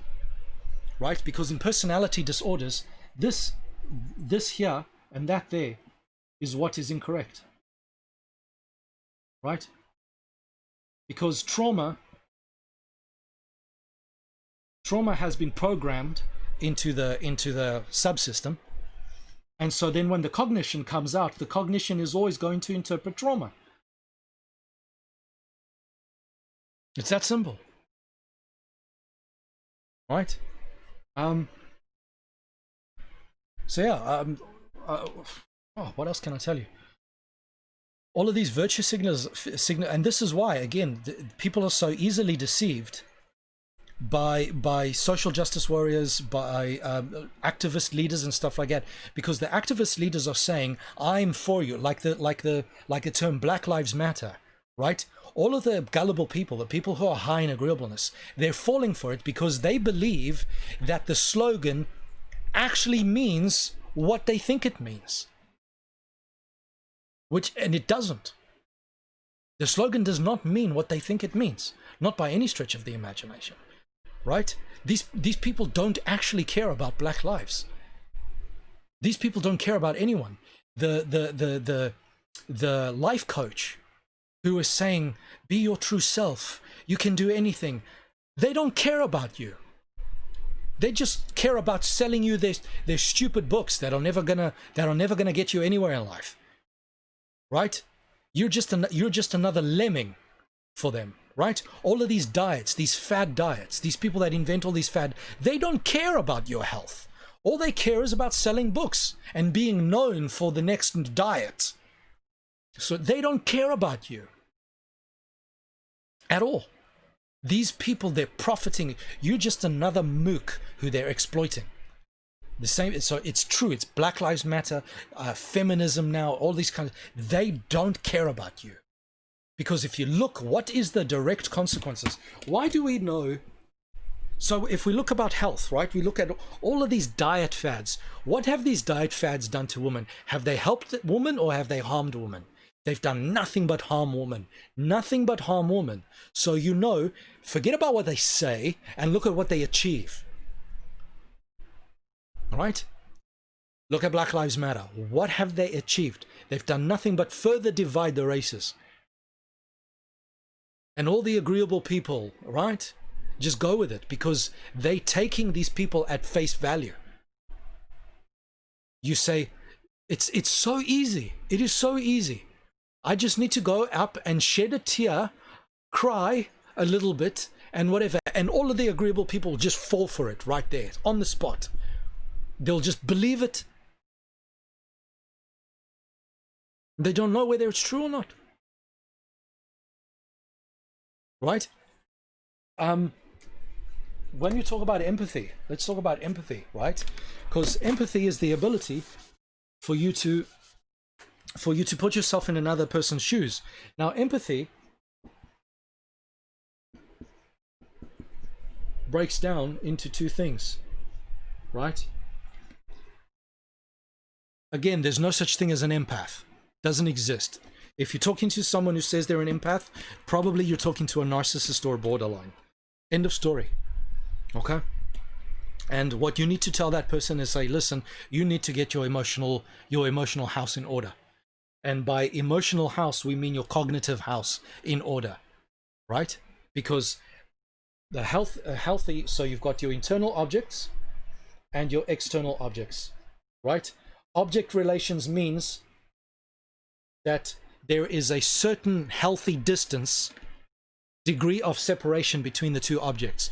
They mustn't overlap and they mustn't be too far apart, completely removed. Because if they're too far overlapped, you're borderline or histrionic, whatever. And if they're too far removed, you're a narcissist or a psychopath. There is a healthy separation between internal and external objects. And people who are empaths, right? People who are empaths, basically, they blur the line of separation between me and the other person. And the reason they do that is because, and they experience the emotions they do, is because the problem is there. Is the cognition and the affect. They are experiencing they're misinterpreting their affect, or their affect might be misinterpreting reality. Right? Because you've had past experiences that have been programmed into your brain that you must be afraid all the time of things that are not scary. Like people are afraid of cats or white paint sort of thing. You know, it's something's gone wrong there sort of thing. The affect and the cognition are faulty.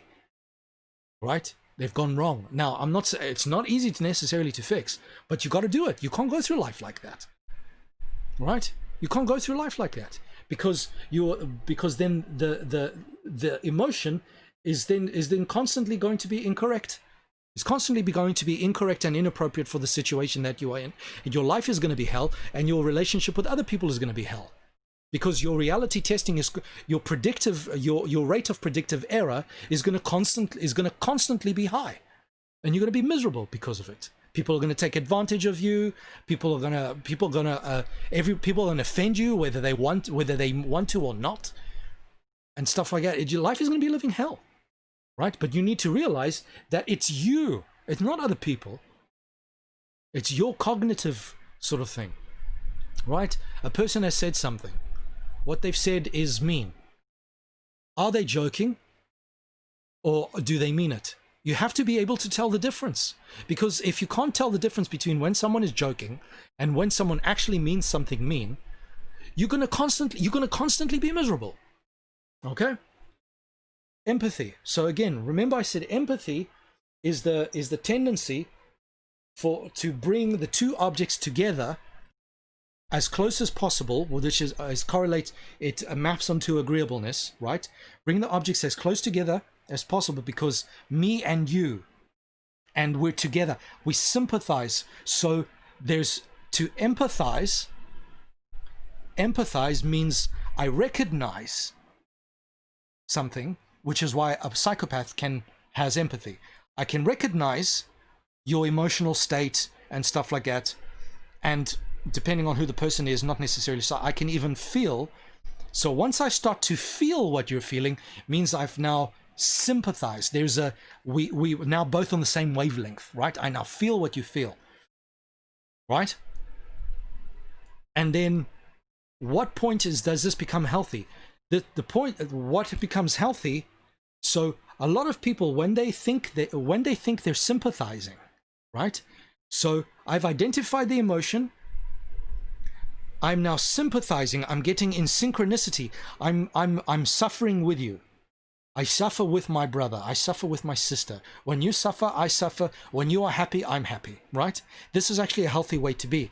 However, if you misinterpret the emotion in the other person, then when you're sympathizing, you are not sympathizing with the other person, you are sympathizing with yourself. Okay? And then you are reacting in a way that does not help the other person. Have you ever, and everyone has experienced this, I'm pretty sure, have you ever been opened up to someone and expressed something, and that person gets so hysterical that you end up having to comfort them, and you walk away having not achieved what you wanted to achieve, right? So after a while, you never open your heart and soul up to that person, because it's pointless. Because no matter what, it always ends up being about that other person. By the way, this is what men experience all the time, right? One of the reasons women always are men, because men are taught not to express themselves. No, men are not. Never in my entire life was I ever taught to not express my emotions. Never. And for the majority of men in the world, no, this doesn't happen. The difference is we interact with our emotions differently. B, certain emotions don't instigate as much arousal as others, right? So just because we're not as aroused by something as you are, so men are more aroused by sex than women are, generally speaking, right? Man just needs to see a picture of a sexy woman and you're revving to go kind of thing, and that's all he needs, right? Sort of thing. So the sensitivity to that form of arousal is very high, whereas the sensitivity to arousal for different kind of stimulus is higher for women, sort of thing, right? So we interact differently, has nothing to do with what we are or not taught to feel. We feel, right? Remember what I said, men and women are equally as emotion. But also what men often then get is when they actually open themselves up to a woman, they end up in a situation that it makes them believe it's not even worth it in the first place. Because in the end, it just becomes how about what she feels. And then you're sort of sitting there like an idiot. It's like, well, no, I've had to comfort her because then she got hysterical, or it ended up in a fight, right? It ended up in a fight because she took offense when she shouldn't have been offended. And I've got to sit there and I've got to explain myself to death. And no matter how much I explain myself, she refuses to believe what I'm telling her, right? Sweetheart, I think you look pretty today. Oh, do you mean I wasn't pretty yesterday? That kind of bullshit, right? That you. So after a while, guys, it's not worth it.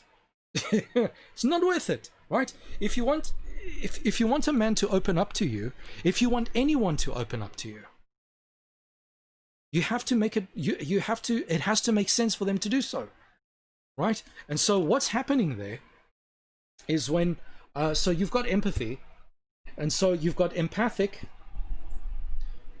So I'm just going to shorthand this. You've got empathic concern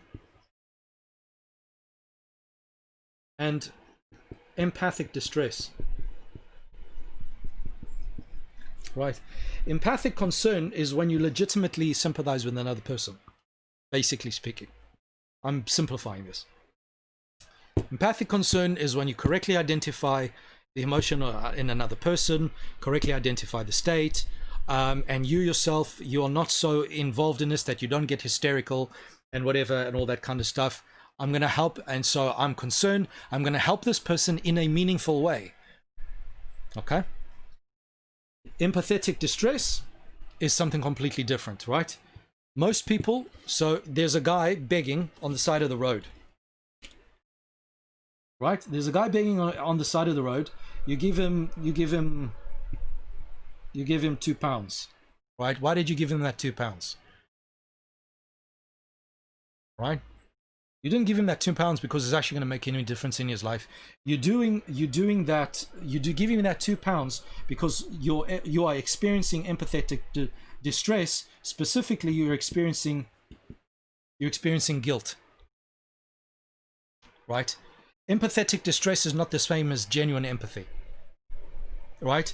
When you open your heart up to someone and that person gets so hysterical that you eventually have to comfort them, and then your own emotional needs go unfulfilled, that person is not empathetic in the genuine sense. They're experiencing empathetic distress. They are only interested in, they're not interested in the other person's suffering.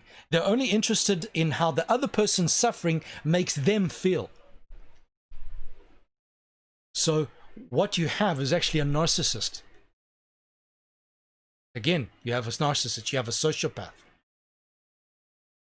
Right? Actually, not a sociopath. You've got a narcissist, basically, or a borderline. Okay? Empathetic concern.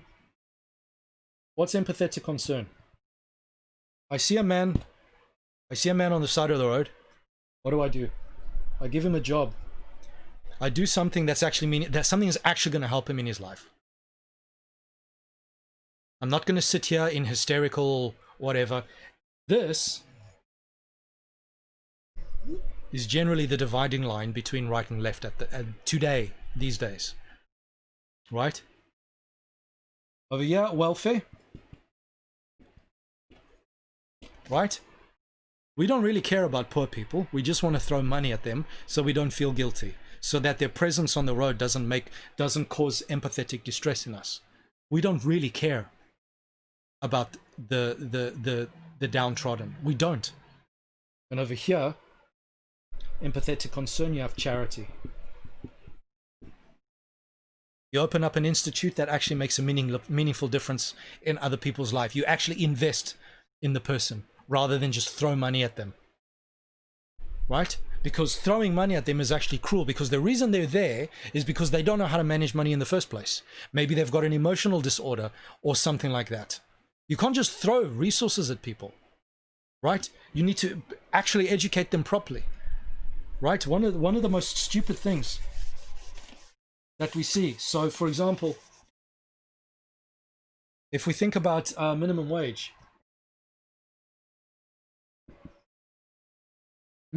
laws, right?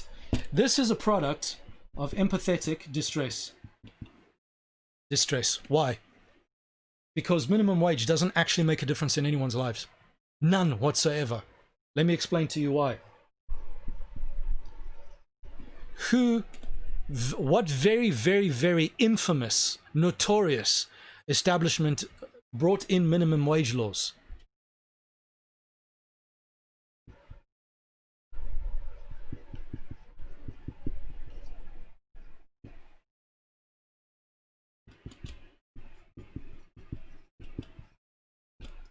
Apartheid South Africa brought in minimum wage laws. Why? Why did they do that? Because they knew that minimum wage laws would price the low income people out, would price them out of competition. That's what minimum wage laws are designed to do. It's to price disadvantaged people out of competition. That's all it does, right? Once upon a time, if you were a teenager, right, you could go and get a job earning anything that the employer could afford to pay you. Anything. Why? Because you're receiving something more valuable, right? You're getting experience. You're getting experience. It's building character. It's building work ethic. It's building all of these kinds of things, right? But what happens now, you're not allowed to pay anything. You've got min wage. Right? What happens? The employer now can't afford you. So there's millions of people who now suddenly can't get on the job ladder, and they can't climb the ladder. They're stuck.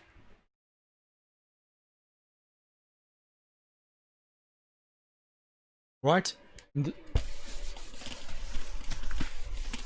So the reason why people believe in minimum wage laws is not because they know anything and welfare and all this kind. It's not because they know anything about economics. They're ignorant. There's empathetic distress. Oh, poor people make me feel bad and guilty about the privileges that I have in life. Right? You know, like if someone dies, you're in a car accident, everyone dies except for you, and you have survivor's guilt. It's that way, right? Minimum wage and stuff like that, that's well, survivor's guilt, right? Well, I'm doing well, and these people, so I'm feeling guilty because I have and they don't, right? So how do I do this, right? And this is how you know it's narcissistic, right? I'm not going to actually do anything meaningful. I'm not actually going to take the time to understand the situation and recommend things that are actually going to uplift these people. What I'm going to do is I'm going to just throw money at them. Just going to throw money at them. Right? There's the money and go away.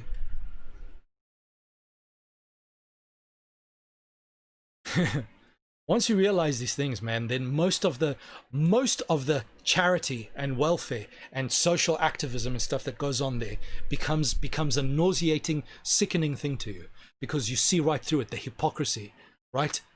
Black Lives Matter, for example, $1 billion in donations.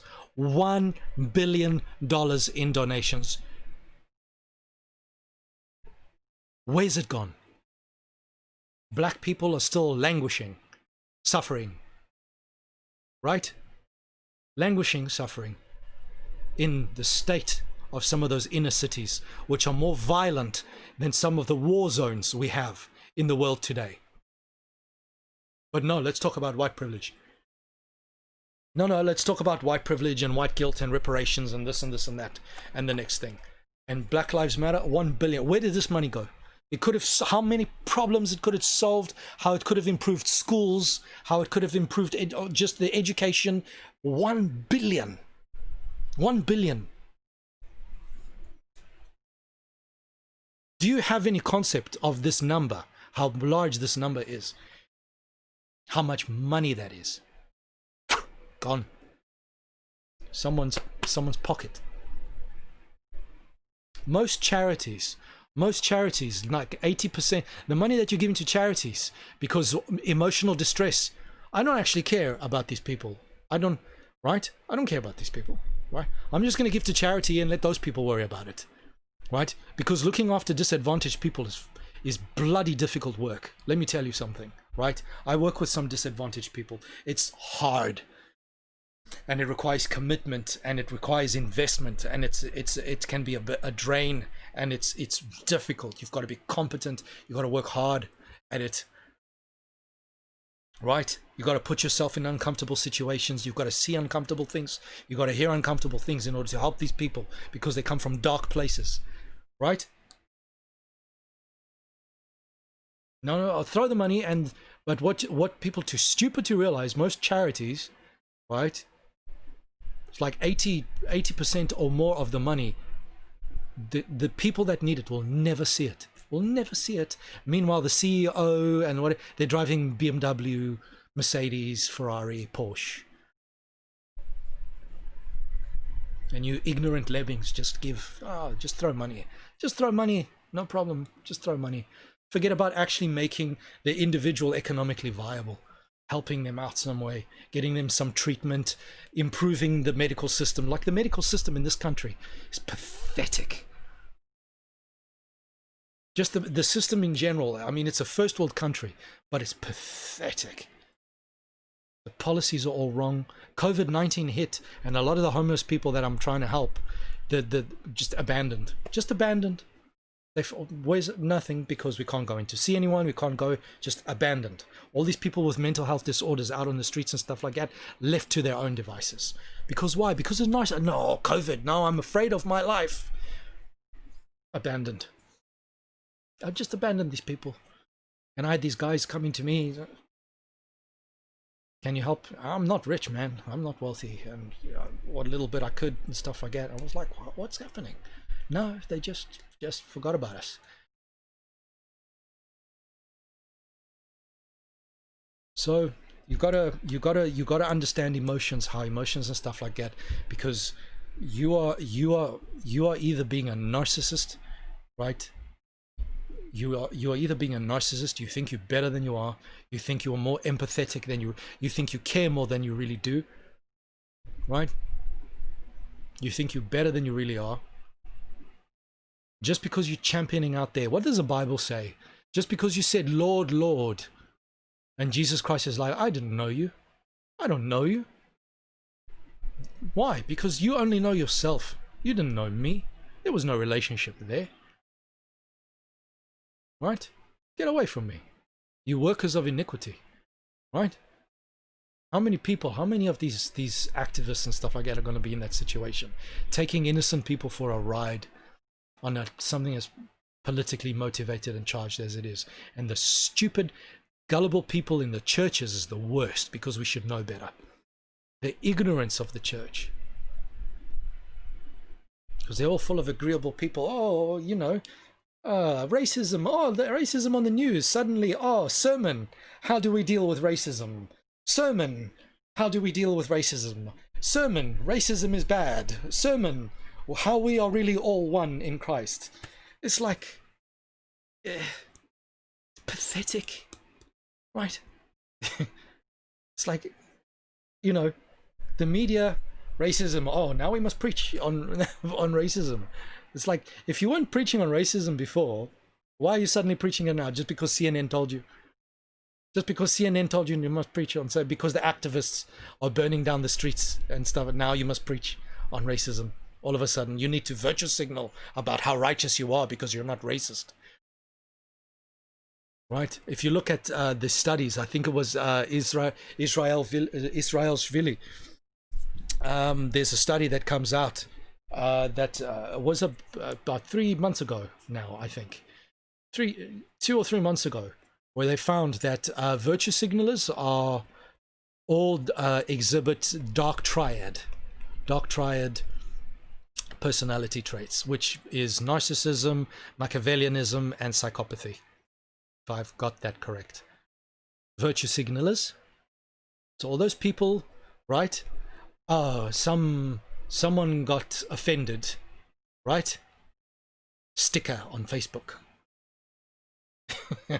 You know, blackout on Facebook, or I stand in solidarity with so-and-so's mother who I've never met and I didn't know existed until 2 seconds ago.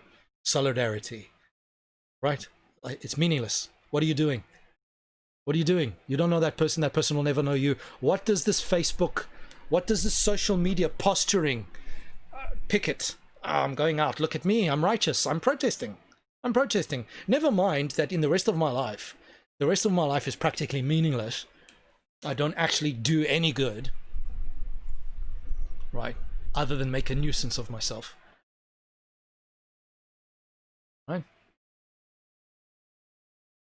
Try and re-establish, build society back together. No, I'm just going to pick it and divide and fight and shout and scream and carry on, right? Like this Black Lives Matter, right? Black kids are languishing under the burden of fatherlessness, but what do they want? Oh, we need to demolish the traditional family unit. Their children, their own children, black children, are languishing under a lack of fathers, a lack of righteous masculinity in their lives. And this demented movement wants to further demolish. If it was up to Black Lives Matter, there would be no fathers. There would be no fathers in black homes anymore. It would be nothing but transgenders. Families and gay and bisexual and homos families. That's all there would be. There would be no traditional families left. Let me tell you something, ladies and gentlemen. The black community is the canary in the coal mine. For those of you that don't understand the analogy, coal mines, once upon a time, they used to take a canary into the coal mines with them because the canary was highly sensitive to any toxic gases in the environment that could affect your health. And so when the canary dropped dead, the miners knew there was something toxic, and then they would get out. Right? What's happening to black people? The situation of black people in the West is a canary in a gold mine. Is the canary in the mine? They are the canary in the gold mine, right? Whatever ideologies there is going to spread to white societies, it's going to spread to Hispanic societies, is going to spread everywhere, and it's going to demolish those societies. And everyone is going to eventually become dependent on the state. Everyone's going to have an external locus of control, which is what the state wants. The state controls everything.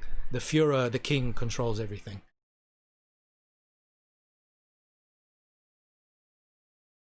Anyway, ladies and gentlemen, I hope that helps. God bless. Cheerio. Goodbye.